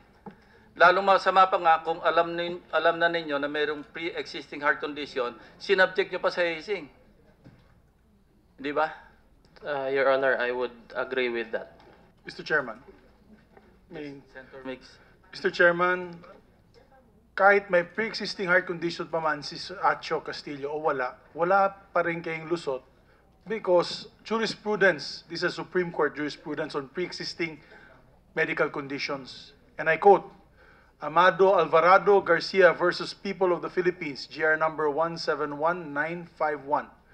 The Supreme Court reiterated that where death results as a direct consequence of the use of illegal violence, the mere fact that the deceased or weakened condition of the injured person contributed to his death does not relieve the illegal aggressor of criminal responsibility. Let me repeat, it does not relieve the illegal aggressor of criminal responsibility.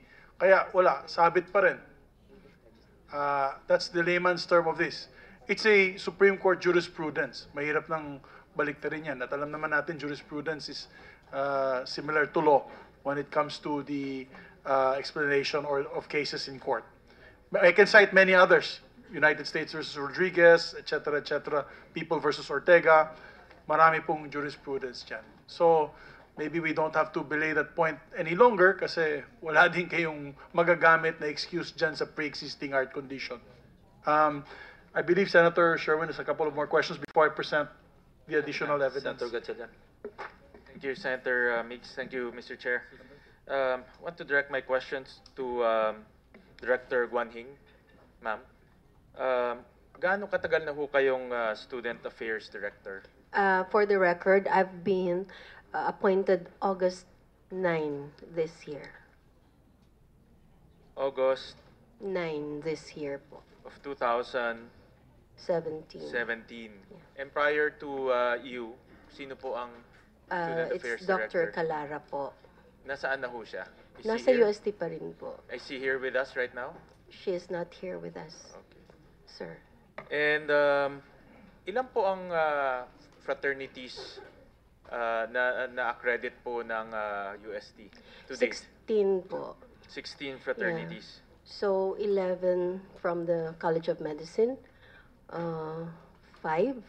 or 4 from the law.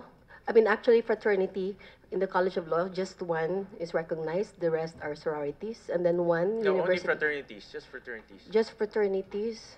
Let's focus on fraternity. So, 16, you said 16 fraternities recognized by UST.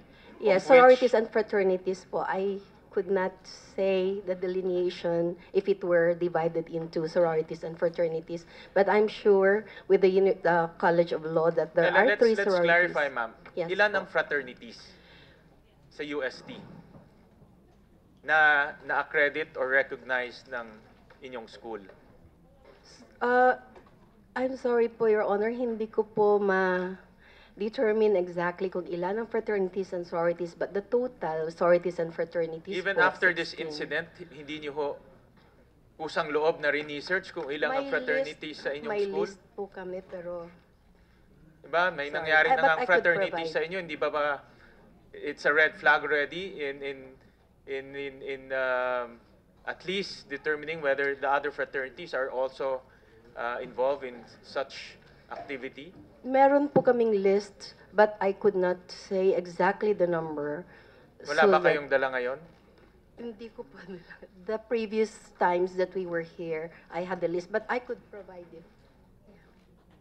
I think as student affairs after this incident, dapat to maging mas alisto na ho tayo, Yes di ba po. ma'am? In fact po, meron na po kaming mga Dapat top of activities. mind na yan, ilan fraternities, ilan sororities. And we already have gathered. So ilan the- nga ho ang fraternities?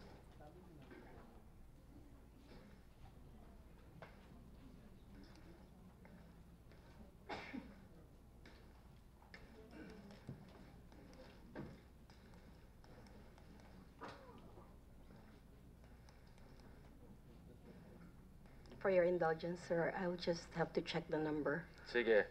And assuming there are 16, no? Let's take this Fraternities number and for now, sororities no? po. Assuming that there are 16 fraternities, ang aegis juris, gaano katagal na siya nag-ooperate sa UST? Matagal na po, but if we track the record from 2010, So from 2010. they could have, what we have as record as requested by the Senate is from 2010. So from 2010 onwards, there was a year, I think it was 2012-13 when they did not apply for So recognition. nag-ooperate ho sila sa UST since 2010. 2010 based on the record that Based they on had your given records. prior to. Based on your records, so. And so 16, almost 17 years. Ilan po ang members ng aegis juris? We do not have a complete list, but because what we require from them when they request for recognition is just the list of prior members, because they still are supposed to recruit after they have been recognized. But Your even Honor. after this incident, did you conduct any internal investigation as to the history of this fraternity? Ilan ang members nila? Sino ba yung mga elders, the so-called elders? Hindi po. So wala Your kayong Honor. ginawa? Well, hindi walang ginawa, but it is supposed to be done by the local, because it's a local organization. Who's so the local? when we say local organization, it's supposed to be under the office of the Faculty of Law. Nagtuturuan kasi kayo, ma'am eh. Sir, Since kayo yung pinaka, I would assume, overall entity responsible for the students, I would assume that you have... because they are not recognized, Your Honor, then we could not account for the recruits that they have now. But have you conducted any investigation after this incident? Did you take it upon yourself? May kusang loob ba ho kayong ginawang investigasyon? Investigation in as far as we have At an least the ongoing history, the people behind. we have an ongoing investigation. So ilan po ang members nila? Members from back Yes, from in the previous years. the history since the inception. We did not do a check of the members So hindi nyo alam. prior to this year po. And sa history ba ng aegis juris, nagkaroon na po ba ng hazing?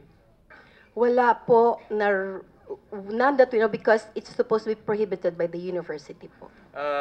During the past few hearings, I asked Mr. Solano, si Mr. Rubinos, kanina si Mr. Ventura, all narrated their experiences with hazing with this fraternity. So, tingin ko, itong mga nasarap po natin, dumaan rin to lahat. No? Matagal na ito, 16 years. Ibang mga members nito, nagsabi dumaan sila. Tingin ko itong mga kasalukuyang mga officers dumaan rin. Hindi niyo ho alam na may hazing na nangyayari po sa inyong universidad? Dapat po kasi kung susundin natin ang anti-hazing law, di ba meron po dapat pagpapaalam ng activity, pero wala po silang in-apply for approval po. Kanina nasabi ni Mr. Emerson na madalas ang hazing sa fraternity nangyayari. No? I heard him earlier. Nasabi niyo kanina 16 yung fraternity sa inyong college. Hindi ba pumasok sa isip niyo na baka may hazing na nangyayari? Possible po siguro, pero hindi po reported kasi as an activity. Of course, hindi nila i-report yung hazing. Ano? Opo. But did you make any extra proactive effort to learn whether there kasi marami sa kanila dumaan sa hazing. Meron ba kayong proactive effort na ginawa para malaman kung may hazing o wala? Meron po kasi sila supposedly undertaking pag nag-apply sila. And that is part of the commitment that they are not supposed to engage in any hazing activity. And that is signed po. No, aside from the Yeah. documentation and aside from the papers that you are giving away no sa handbook and everything, meron ba kayo personally, meron ba kayong proactive effort na ginawa? Alam naman natin, may fraternity eh. Alam natin na connected ang fraternity sa Supposedly hazing. po kasi sa orientation ng students, kasama po yung anti-hazing law. And they should know what it entails or alin po yung hindi dapat gawin. Yeah, And but- they also know that prohibited po ang hazing sa UST. Now, in terms of proactive, if you are referring to the current incident, we already have gathered and conducted the different, actually a discussion that we conducted among all the advisors of the fraternities and sororities, if only to make sure that they are again reminded of what this anti-hazing law is all about and their responsibility. Kasi po kung... My point of the matter, Madam, is marami nag-ooperate na fraternities in your college. Iba doon matagal na as far as 16 years. We all know that a lot of your students underwent hazing. Pero hindi ko... I cannot absorb why nangyari pa rin ito ngayon. No? 16 years na ho itong, sabi nyo kanina, 16 years na itong aegis juris na nag-ooperate sa school ninyo. If I may po, I've said earlier that the fraternity and sororities are considered as college-based organizations. So under po sa college, there is someone who is supposedly responsible for overseeing the different activities, and that includes the approval of the various activities, and that's directly under the Student Welfare and Development Coordinator of the college.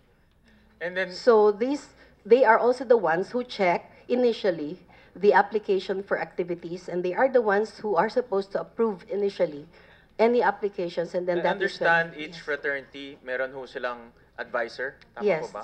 Who appoints the Dapat- advisor? It is the college po. The college yung nag-appoint. Sino po advisor ng aegis juris?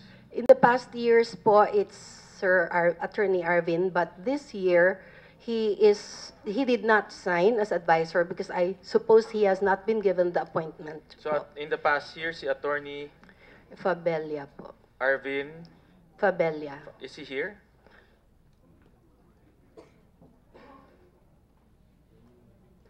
Attorney, gaano ho na katagal ho kayong advisor? Since, if I'm not mistaken, Your Honor, since I joined in 2010 as faculty. So 2010 till 2016, advisor ho kayo ng aegis juris. Yes, Your Honor. Are you a member of aegis juris? Yes, Your Honor. And the same question. I've 3 members of your fraternity said that they underwent hazing. Matagal na ho to sa UST. Alam niyo ba na may nangyayaring hazing dito sa fraternity na kayo ang advisor? No, Your Honor. I do not know that because at my time, Your Honor, I have not undergone hazing. So wala kayong kamuwang-muwang na may nangyayaring hazing na 16 years yun ang binabantayan. No, At kayo Your ang Honor. advisor? I was just an advisor since 2010. 6 years, for 6 years, Your Honor. 2010. 10. 2010. So 6 years. But still, 6 years is a long time. That's one term. So wala kayong kamuwang-muwang. Honestly, Your Honor, none, because my advisor role is on the basically on the bar operations and the activities that is submitted to the Office of Student Affairs. Other than that, there's May I interject with the permission of Senator Gatchalian? Actually, attorney, huli na kita last time sa first hearing pa lang. Yes, sir. I already asked you about recruitment. At sabi mo, yes, nung nag-recruit sila nung last year, the year prior, wala naman untoward, walang namatay, walang untoward incidents. It's on record. And binalikan kita, sabi ko, alam mo pala. But being part of the faculty, part of the rules of the faculty is that before they do recruitment and initiation, they have to give prior notice. So, with all due respect, Your Honor, I was not asked that question the first time that I'm here. It was not me, Your Honor. it was not you. Who was that fellow? Anyway, on the record yun, one of your, he works for the UST faculty as well. Kapili, sorry, my apologies. Attorney Kapili, who's part of the faculty and part of Aegis Juris. When I asked him, Ma'am Socorro, I asked that fellow, he said, yes, he was familiar that there was recruitment and an initiation process that happened the year prior, but no untoward incidents happened. And then I asked him, but did they submit a written application for that, Hindi siya, sabi niya hindi. At wala din natanggap, the one prior to you also said that they did not receive. So there are severe violations of not only your internal rules, but also of the law, because anti-hazing law requires application to the school. Any violation of that's a violation of the law. So talagang may lapses, ma'am. You have to understand where we're coming from. There really are lapses when it comes to this, the issue of recruitment by fraternities. So I hope this will clarify, at least for legislation. And not only for UST, is the CHED here, Mr. Chairman? The CHED was invited the previous two hearings. Others, the CHED representative. Very clear that this problem is happening in schools, and these are your constituents, ma'am, no? Si CHED Chairperson Licuanan po ang head ninyo. Have you taken your oath, madam? Okay. May we ask? Good afternoon, Mr. Chair. I'm Director. Please rise muna po, i-administer kayo. Please raise your right hand. Do you solemnly swear to tell the truth, the whole truth, and nothing but the truth in this inquiry? Thank you. Please proceed.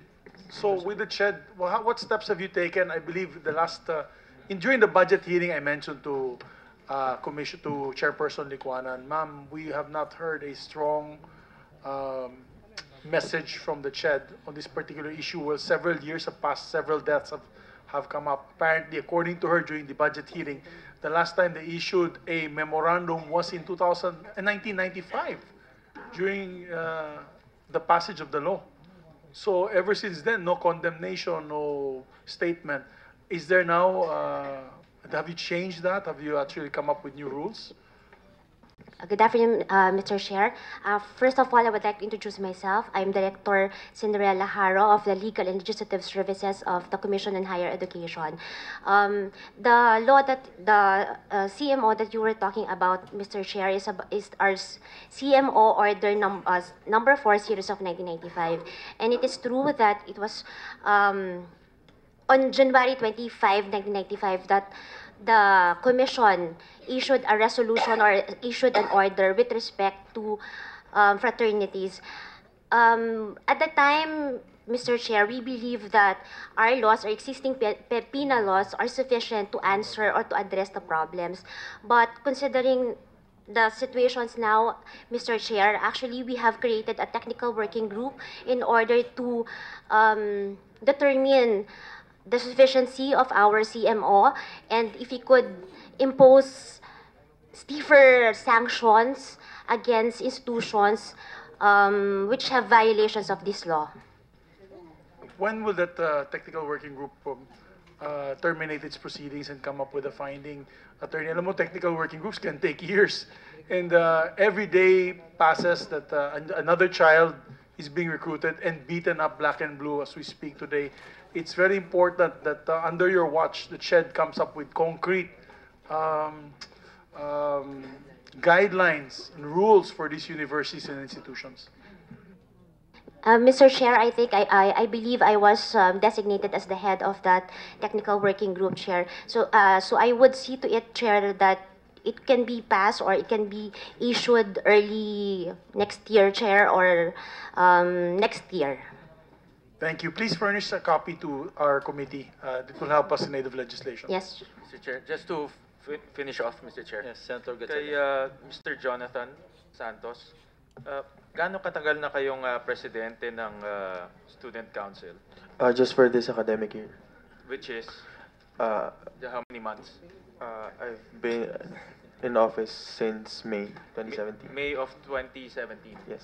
And then, anong year ka na sa College of Civil Law? I'm in my third year po. Third year. So, from first year to third year, nasa College of Civil Law ka na? Yes po. And are you a member of the Aegis Juris? No po. In your knowledge, no, you're a student council, I'm sure, ano ba yung student council? Binaboto yan ng mga estudyante, di ba? Yes po. So marami kang kilala, I'm sure you're highly circulated. Naririnig mo na itong Aegis Juris in the last 3 years of your being a student? Yes po. At naririnig mo na yung kanilang modus operandi? I have no personal knowledge po of their activities po. So hindi mo, may kilala ka bang mga member ng Aegis Juris? Yes po. In your personal knowledge, alam mo ba na may nangyaring hazing sa kanilang fraternity? No po. So wala kang naririnig kahit I've heard some kahit kwento o kahit nabanggit, or I mean you're a president of a student council, so I'm sure you're highly circulated and information mo mas malawak. Wala kang naririnig? There are stories po, but I don't know if they're true and I really don't have personal knowledge of them po. But naririnig mo meron? Stories lang po. Stories lang. Right. Again, Mr. Ma'am Guanhing, after this incident, ano bang steps na have the school undertaken to prevent this from happening? We conducted reorientation regarding the anti-hazing law among the advisors. Yeah, but you've We been called for- conducting orientation for the last many years. Nangyari pa rin to. Anything So- more creative than just orientation? We'll have to adhere closely to the provisions of the CMO in order to prevent. There are some provisions there. So what are the provisions? Yeah. What you're Okay. doing right now, Yeah. ma'am, is business as usual. Yes, but based on the different data that we have gathered, because as you know, we are having an ongoing investigation, there is a recommendation that we will do a moratorium first on the different activities of these different fraternities and sororities until we are able to put in place all the guidelines that they have to follow. And then, anong timetable ho niyang This, ginagawa nyo ngayon? the whole year po, this school year, we'll work on that. And then hopefully by next year, But the if it's in school year place. is a long time. That's a few months. Because Anything immediate that will, I mean, this is happening. You have other, moratorium of activities po. you've said you have may 16 na fraternities pa. I already have the count. Okay. May I go back to the previous question? So for law, there are 3 sororities and 1 fraternity. For medicine, there are 5 sororities and 6 fraternities. And the university-wide organization is both, I mean, it accepts female and male members. So it's a combination. So that's a university-wide organization, So Your Honor. itong mga ibang fraternities, meron ba silang hazing na ginagawa? None within our knowledge po. But because they have their corresponding advisors, then the advisors are supposed to be the ones to monitor their activities. So Kasi po, the advisors are supposed to be the monitor. ones, not only monitor, but from the outset of the planning of the activity down to the implementation and monitoring and evaluation, they are supposed to be actively involved po. And you say actively involved. Can you describe an activity that the advisor should be actively involved in? Like, for example, if they plan for example, an organization would plan an activity, it should be done together with the advisor, because the advisor has to go through the different parts of this activity, the nature of the activity itself, where it will be conducted, how it will be conducted, should have undergone their scrutiny. And that is when they approve of the activity. Based on your experience, Ma'am Guanhing, the advisors can detect this type of activity which is supposed to be clandestine. If they closely monitor, they should be able to detect it. Kaya nila ma-detect yung mga hazing, ganitong mga initiation, kaya nila ma-detect yan? Dapat po, kung closely ginagawa po nila yung kanilang activity, So, yung responsibility po. in other words, si Attorney Fabella is wala siyang ginagawa. I could not answer for him. For the record, Your Honor, I am not the advisor of Aegis Juris this year. I have not been No, approached. in the past, no? In the past. In the past, you Your said Honor. 6 years. We already submitted, because as I said, Your Honor, there's only two major activities for the fraternity which I am involved as an advisor, and that is the bar operations and the anniversary during December. So that is already submitted to the Office of Student Affairs early on at that time of Well, the presentation. to be honest about it, wala sa mga school advisors ang nakakaalam na nangyari to sa loob ng school ninyo. And sa school advisors, sa school officials, and I'm quite disappointed dahil even after this incident, parang hindi nyo pa alam in detalye, madam. No, and it's just business as usual for all of you. That's why I'm looking for other proactive, creative ways. This is not an ordinary activity that they will submit to you and ask your permission. This is a criminal act. And I would like to urge you to go deeper into this problem and come up with more proactive approach. And obviously your advisors are not functioning as supposed to be. Point taken, Your Honor. Thank you, Mr. Chair. Mr. Chairman, may I? Grace. Oh, she's okay with it. Okay. Senator Zubiri is recognized. Thank you, Mr. Chairman. I have additional. During our last hearing, we had Senator Joel Villanueva read the chat messages of, if it's a Facebook chat, of members of Aegis Juris giving different details of what transpired and what to do afterwards. But before I read this on the record, Mr. Chairman, he says, Ms. Attorney Capili here with us. Attorney Capili, could you take the stand? You've taken the oath, no, Attorney Capili? Yes, Mr. Chairman. Yes. Attorney Capili, you were the one, I believe, who called Dean Divina to let him know that a student had died. Is that correct? Yeah, I called him, but he missed my call, and then he called me back. Okay. I was the one who informed him. Yes. How did you know the Castillo died? Who informed you, attorney? Yung alin po, I'm sorry. How did you know that Acho Castillo had passed away? Who called you? Attorney Alan Agati, Your Honor. Attorney Alan Agati. Is he here? Attorney Agati? Have you taken your oath, attorney? How did you find out that a frat member or a neophyte had passed away?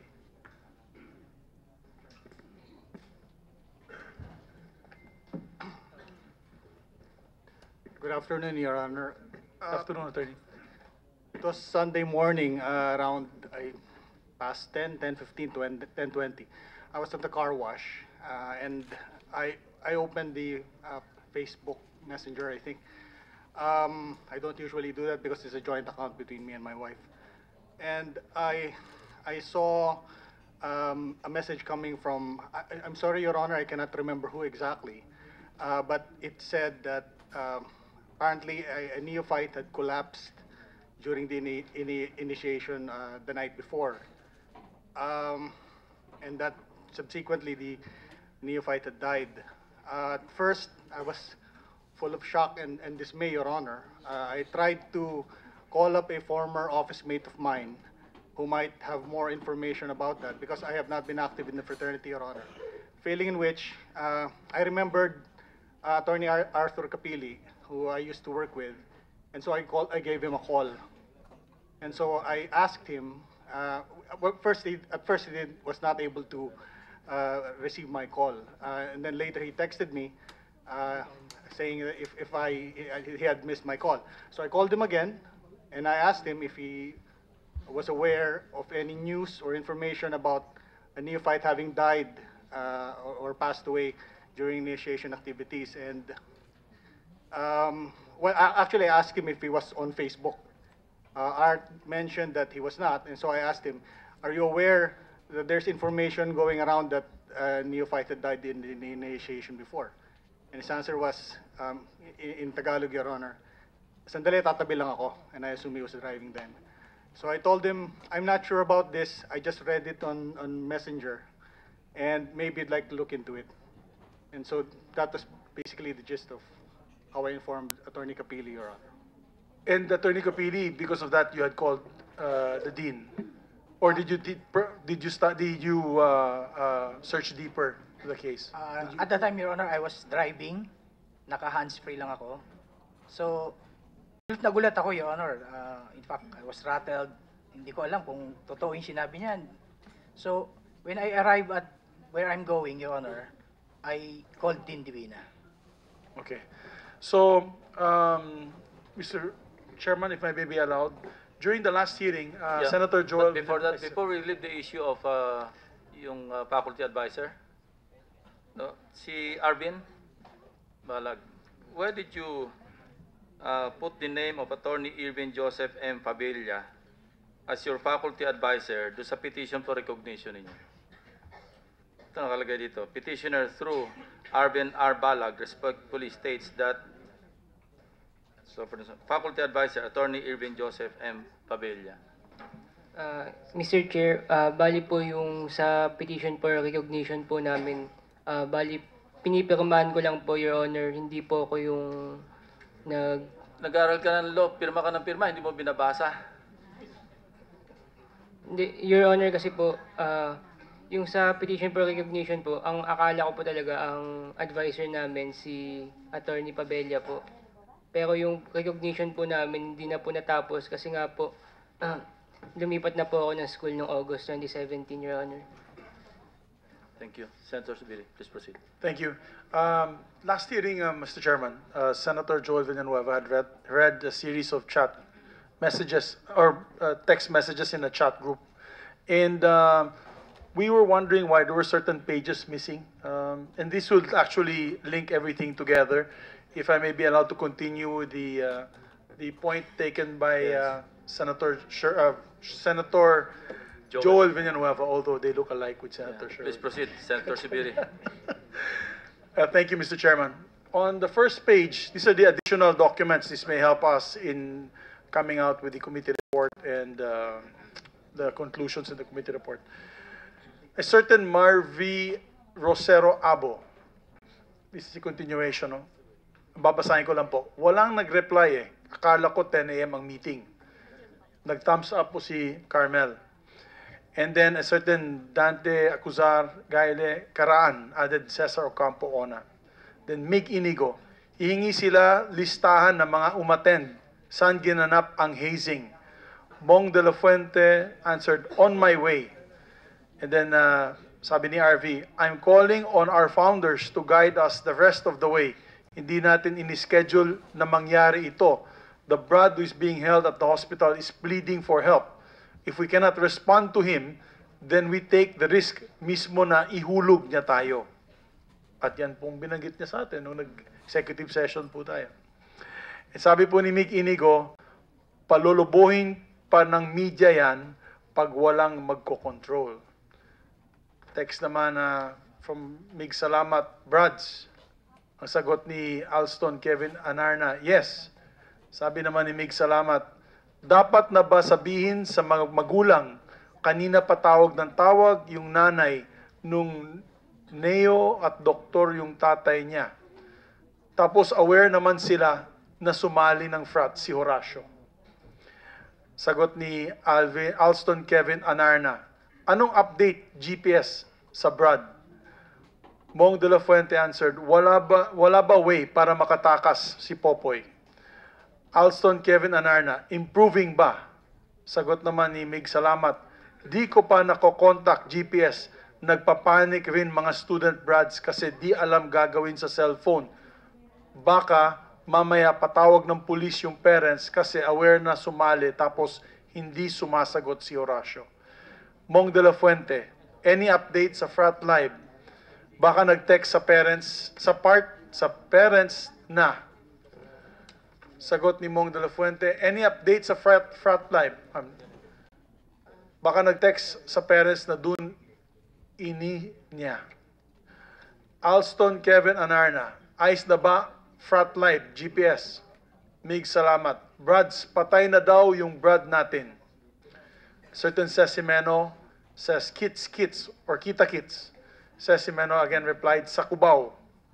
Alston Kevin Anarna answered, inform the parents na ayusin muna Frat Live, pero dapat may statement na tayo iisa. Di pwede sa Frat Live nag-initiation. That I presume nag-initiation. Mong de la Fuente, yep. Alston Kevin Anarna answered, mapapahamak big bro. What is this? What is this one now? Putol. Yes.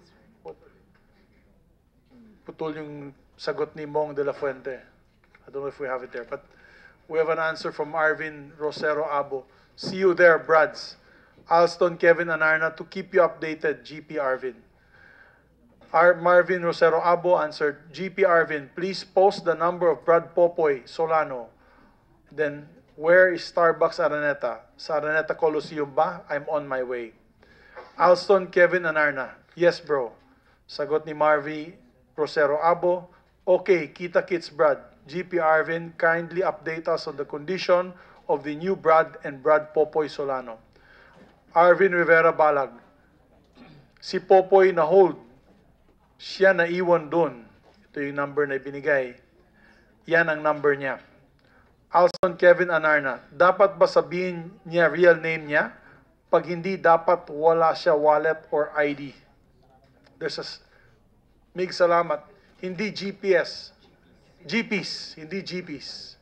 Ang statement daw is napulot ni Solano sa Tondo. Alston Kevin Anarna sumagot, delete muna natin post sa Facebook. And then Sesimeno said, what way to inform? Who will inform? Alston Kevin Anarna, pati yung picture kasama si GP Alan. Sagot ni Mig, salamat. Brads, on the way na ako sa Cubao. May tanong lang ako. Alston Kevin Anarna, kaso may CCTV rin ata yung barangay along Laon, Laan. Mig, salamat. Paano marurule out yung napulot sa Tondo tapos malalaman ng magulang na patay na? Alston Kevin Anarna, unang silipin Frat Live, makita doon galing kotse pinanghatid, not from Tondo. Pa-check na lang GPs sa paligid ng Frat Live sa mga nakapwestong CCTV ng barangay.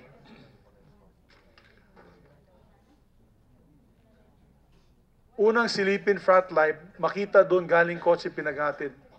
CCTV naman. May dugtong pala to. Baka pasilip rin CCTV sa Fursal Inn kung medyo nakapwesto sa Frat Live. Then, Gayle Dante Acuzar Caraan added Elvis Uy, and he also added a certain Carl Slade. Gayle Dante Acuzar Caraan, I added 2 previous MIs. They may have inputs. It is confirmed that he already passed away. Is it confirmed that he already passed away? Says Jimeno. Who has the cell phone of the new Brad? Alston Kevin Anarna. Brads, please secure the tickler. Sunugin na lang. Delete messages. This comes from a certain Alston Kevin Anarna. Alston Kevin Anarna. Nandito po siya, Mr. Chairman? Yun ang nanganak yung misis. Okay. So he answers again, Alston Kevin Anarna, baka may pwede mag-print ng anti-hazing law sa bahay, padala mamaya, Brads. Si Carmel, tisk.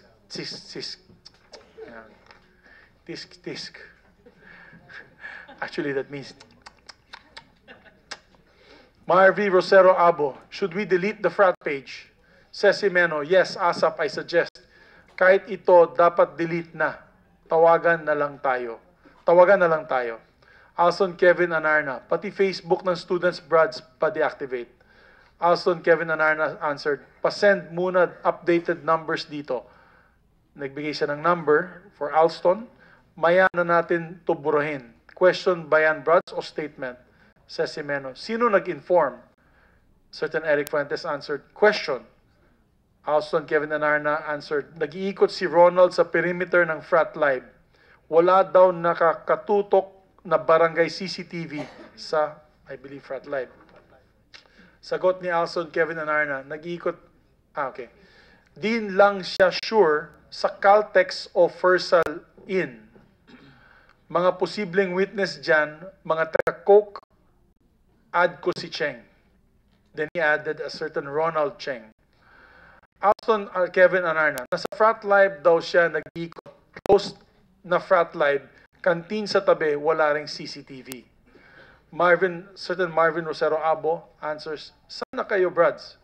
And Alston Kevin Anarna answered, may kilala ba tayo ng pulis?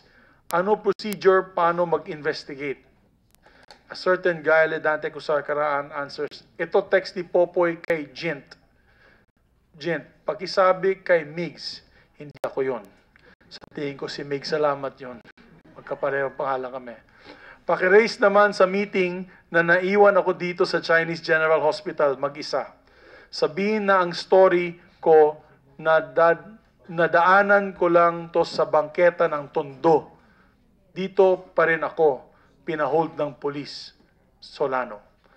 Sabi ni Alston Kevin Anarna, Brad, di ata okay mag-usap sa public coffee shop. Meron ba pwede sa bahay muna? Sagot ni Dante Alcuzar Caraan, mahirap sa public place mag-usap ng solusyon. Sagot ni Mig Inigo, Brad, balita. Sagot ni Carmel, tulungan naman makaalis muna si Popoy doon. And Carmel answers, patay na Brad. And Ronald Cheng has a big thumbs up. I hope that doesn't mean na patay na, thumbs up, na masaya siya dahil namatay. And Mr. Ronald Cheng, si Popoy kaya, paano makaalis muna doon? And Mig Inigo answers, takas siya. Carmel, tingin mo mas okay na takas siya? Sagot ni Mig Inigo, di ka na pwedeng magpaalam doon. Takas talaga paraan para sa akin. The frat will have to face this one. Kaya kailangan mag-convene na ng special meeting. Sagot ni Alston Kevin Anarna, Brads, dapat masabihan na si Big Bro, hindi Big Bros ha, Big Bro, para masabihan niya ang barangay na sira ang mga CCTV. What you think? Suggestion lang. Mig Inigo, para iisa lang ang statement organized. From Marvy Rosero Abo, Miguel, nasaan, I presume, nasaan ka na? We need to meet. We need to have a team of lawyers who can respond. Mig Inigo answered, yes, press ko nakasunod niyan. Sagot ni Marvy Rosero Abo, we don't just need suggestions from Facebook, we need your presence. Sagot ni Carmel, Brad, sama nyo kayo Popoy dito.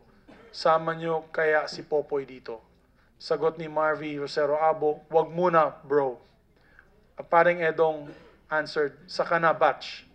Marvy Rosero Abo answered, kung sakaling kunin ng police phone niya, damay na kaagad tayo. Carmel answered, paano natin siya matutulungan? Marvy Rosero Abo, how can we help him kung pati tayo madadamay? We need to meet. Nandito na kami Cubao. Nasaan na kayo? Sabi ni Eric Fuentes, parking na. With a thumbs up sign. Answered parang Edong, naka-frat shirt ako, okay lang ba? Kanina pa kasi ko madaling araw umalis ng bahay. Sagot ni Carmel, dalhan kita damit. Parang Edong answered, sige batch, dalhan mo ko. Alam mo na size ko. Thanks. On my way sa Starbucks Araneta. Thanks. Carmel answered, tara. At Miguel Ventura III, punta na tayo Cubao, please. And then, parang Edong, I presume, gave the location. So these are some of the missing chats that could put everything together, Your Honor, Mr. Chairman. And the reason why I raised this, Mr. Chairman, obviously going back to the obstruction of justice that is possible, and disbarment cases possible on the lawyers involved. I believe some of those mentioned are lawyers. Mr. Chairman, the Supreme Court representative is here. Attorney Maria Cristina Layusa. I believe you're with the Supreme Court again, ma'am. No? You were with us in the previous hearing. Yes. The lawyers, I believe that the lawyers involved in the hazing of Acho Castillo and of course the subsequent cover-ups are subject to disbarment proceedings.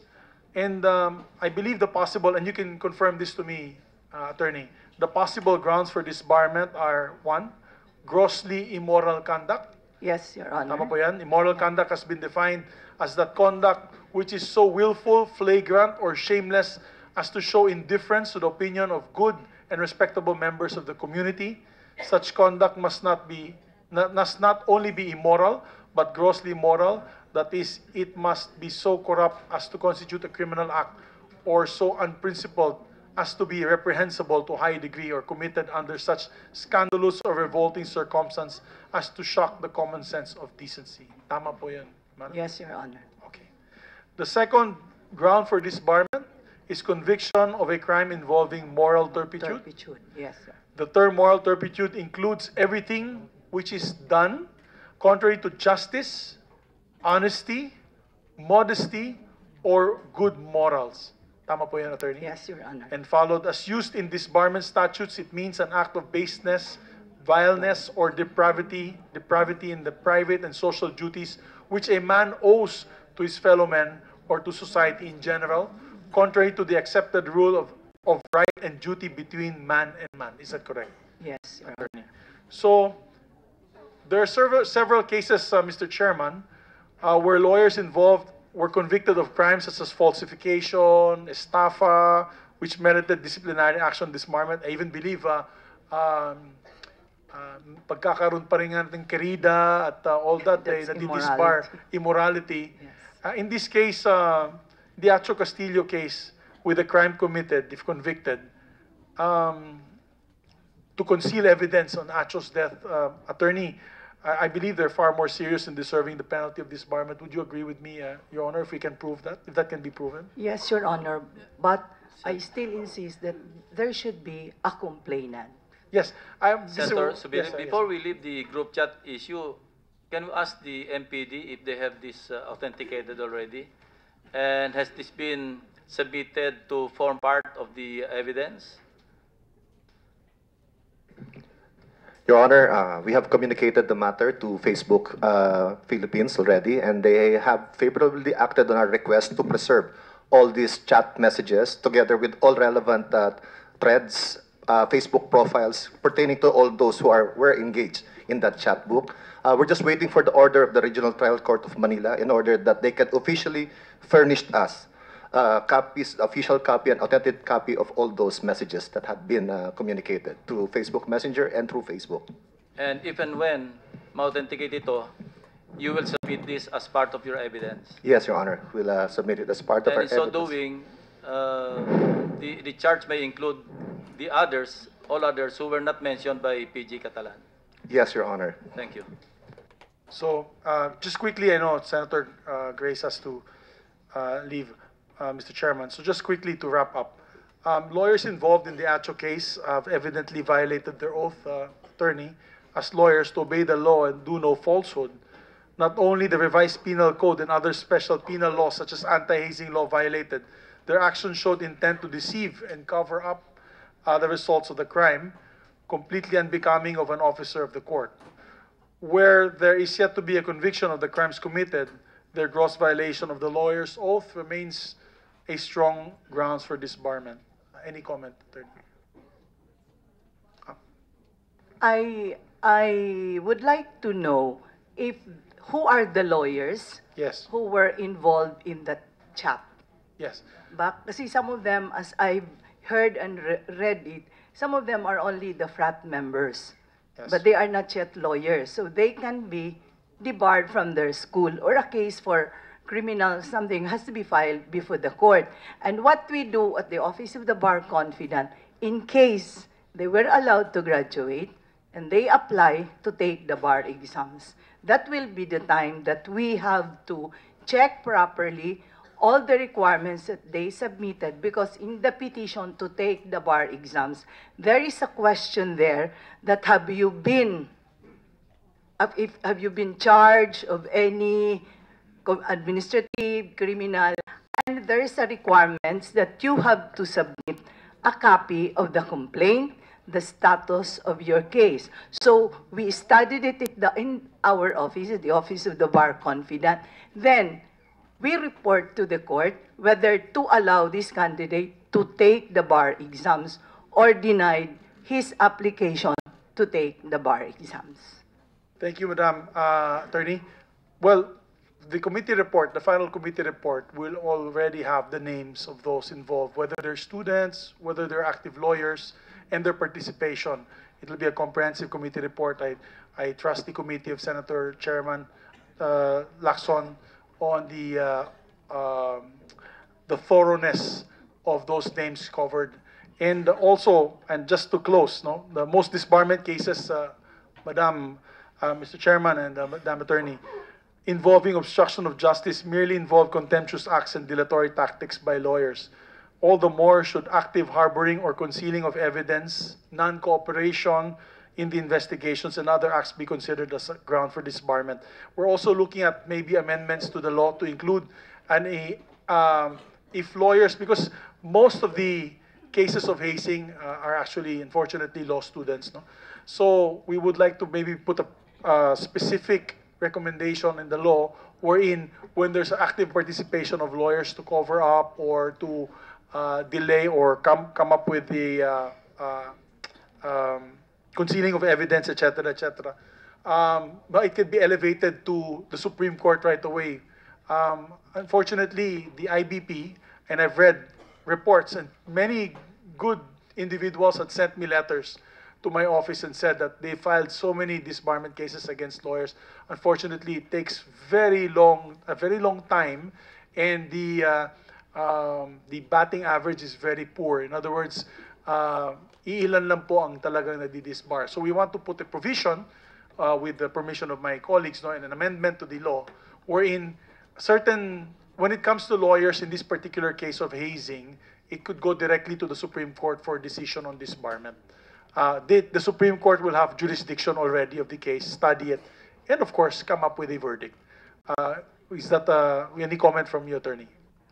If the law is amended, the first law is amended, I think the court will act on the case immediately, because there's already a new law which adds additional penalties to those involved in hazing.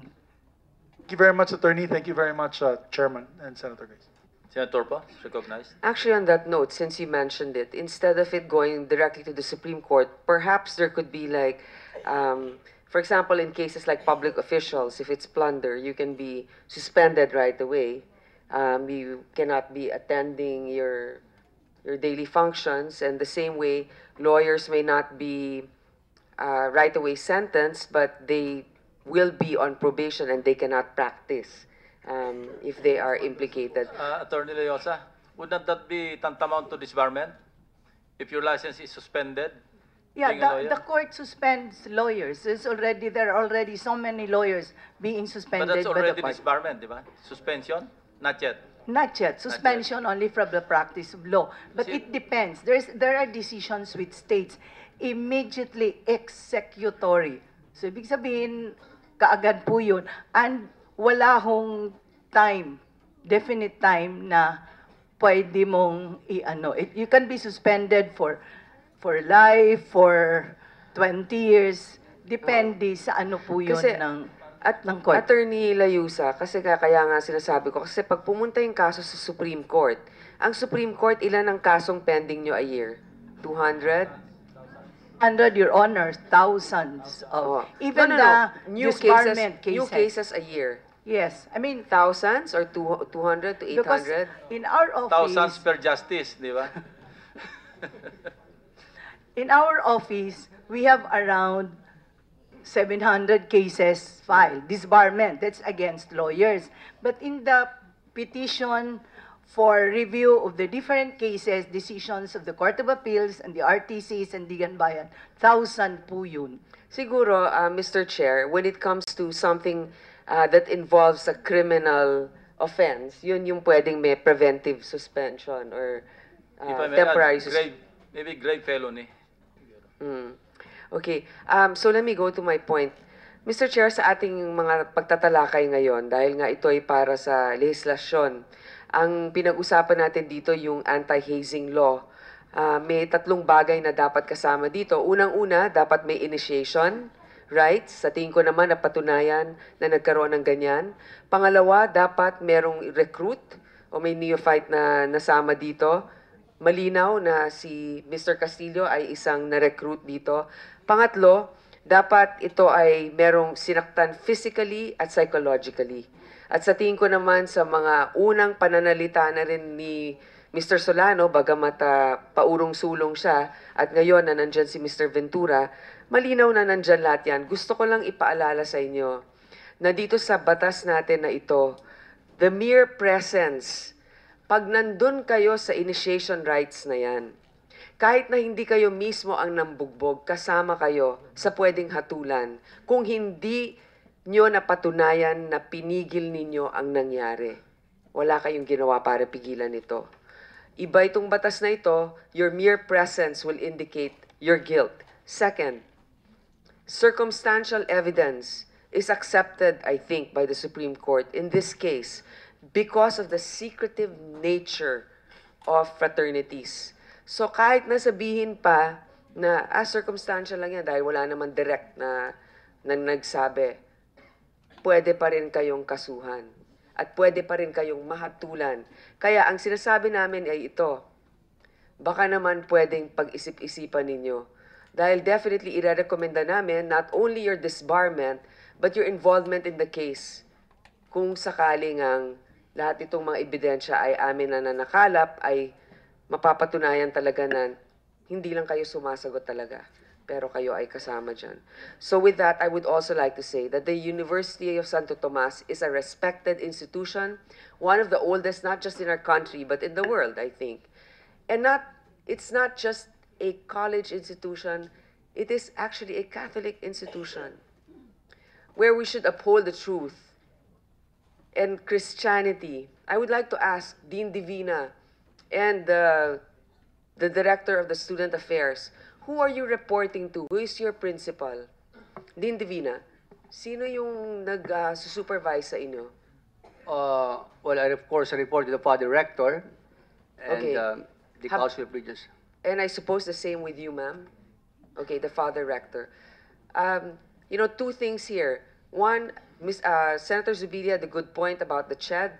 They should come up with regulations that if the institution miserably failed in preventing something like this from happening, they should either pay a fine, they should have like some sort of liability that's immediate. And you can do this administratively. I don't know if the CHED has a quasi-judicial function, but do you? Attorney? We believe so, Mr. Chair. Oh, you believe so, we are not sure. I think only the Supreme Court can decide on that matter. Because if you impose an immediate penalty for negligence of the university, for failing from preventing something like this from happening, it will deter or it will actually force the other institutions to be more compliant because there's direct liability on their part.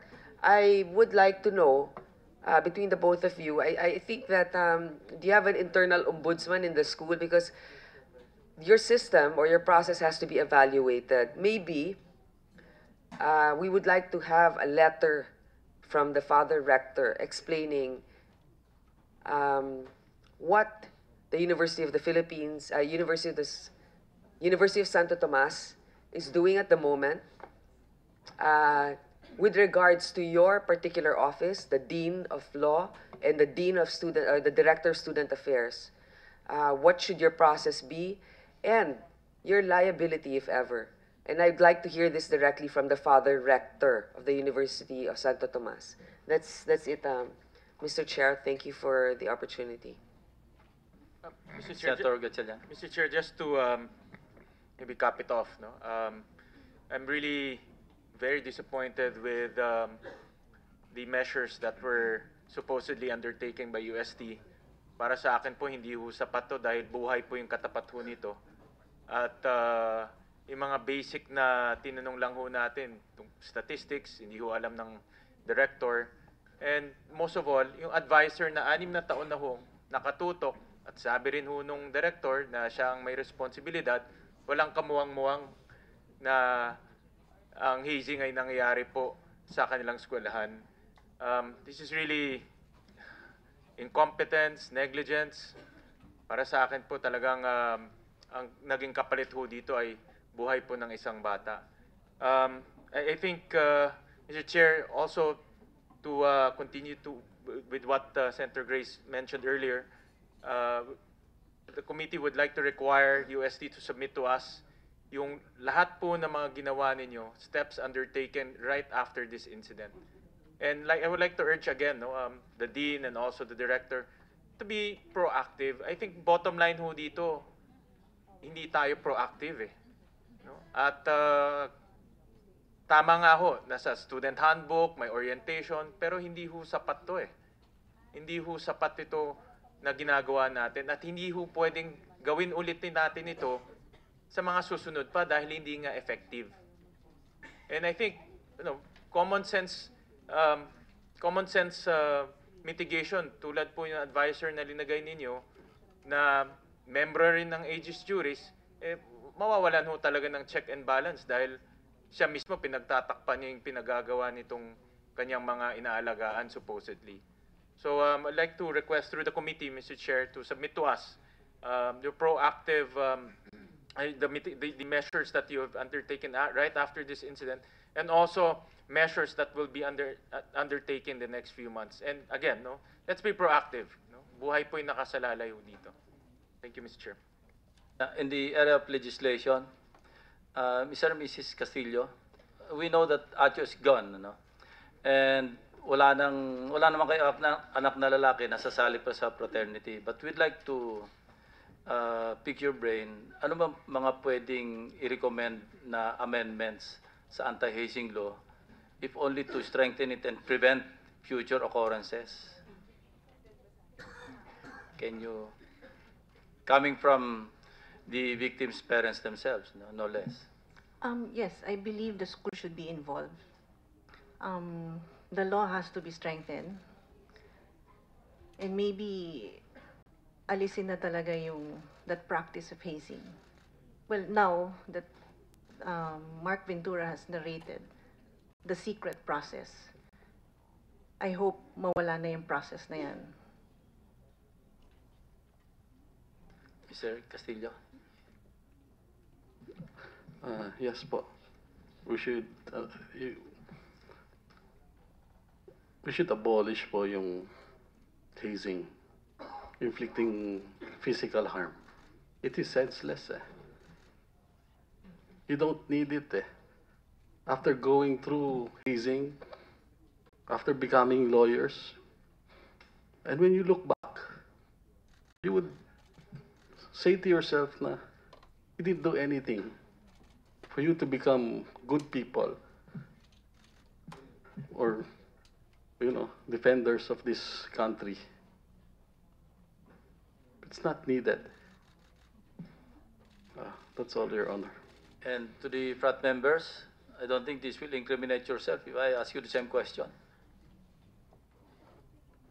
Attorney Bernardo, what would you propose that we include as amendments to the anti-hazing law?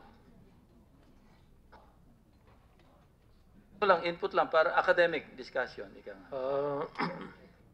It must be definitely defined in the terms of reference. Who will be covered and what are the instances that should be included. The law should be anti-hazing. There should be no violence. Physical abuse or physical violence, Your Honor. From one of the frat men wants to volunteer a suggestion, a proposition to strengthen the anti-hazing law. Arvin?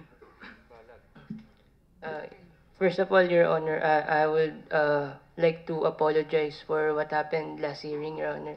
It was never my intention to disrespect the committee, Mr. Chair, Senators. It was never my intention po. As to the question po last time about the presidency po in Aegis Juris Fraternity po, I was not the incumbent president, Your Honor. I ceased to be an officer last August 2017 po. About my question, anong suggestion mo that we include as an amendment or amendments? It should be defined po talaga. And hazing should be abolished po. Alam mo, Arvin, before this hearing, I as chair, I was inclined to talk to my colleagues to lift the contempt charges para ma-release ka na. But then you filed a petition for certiorari with prayer for tiara. So nobody wants to lose by default. So we'll fight it out in the Supreme Court. So in the meantime, you stay a little longer in the Senate premises. So with that, yeah, Senator Billy. Thank you, Mr. Chairman. Mr. Chairman, final words na lang. I believe this will probably be the last hearing. To the family of Horacio Castillo, may we have order and silence these proceedings. To the family of Horacio Castillo, Toti and Mini, you've gone through a lot. I seen the picture of your son sitting in the Senate President's Hall upstairs with the caption that one day he could be in these halls, these chambers, working in the Senate. We lost a good boy, someone who shouldn't have died that way. He was a good person, wanted to do good things for the country. We can't bring him back to these hearings, but we can try to bring him justice. What we can promise you, this committee promises you, both, together with Nicole, is that the final outcome will be hopefully justice through the help of the DOJ, and we're relying heavily on the prosecution service. Mr. Catalan, Attorney Catalan, please don't fail us in the family of Castillos. To MPD, General, Coronel, please continue the work that you have to do because justice has to be prevailed. Justice must prevail in this case. And that in the future, with the amendments to the anti-hazing law, we can come up with a law that will totally prevent any form of mental or physical torture to these children. These are good children. This could be any one of our children trying to apply to an organization in their school and they come home with a body bag. This should never happen.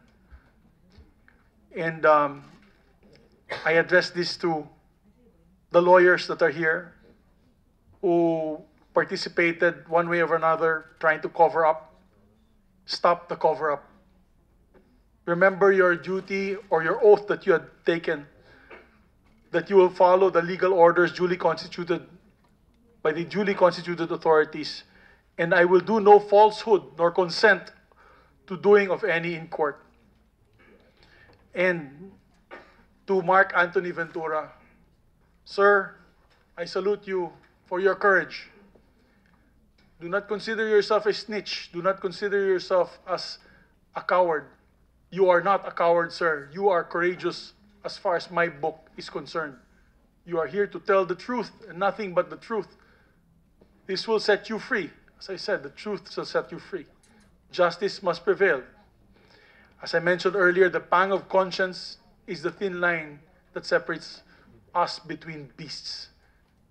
And this moment has defined you. So saludo po ako sa iyo. You keep up the good work. Stay strong. Stay by your convictions. And you will come out of this on top. To those members of Aegis Juris, I appeal to you to tell the truth. The crime has been committed. You can't do anything about it. All you can do now is to cooperate with the authorities. Thank you, Mr. Chairman. Senator Gatchalian. On that note, pending consultation with the other members of the committee, we are suspending this hearing. Thank you very much and have a good day. Chairman.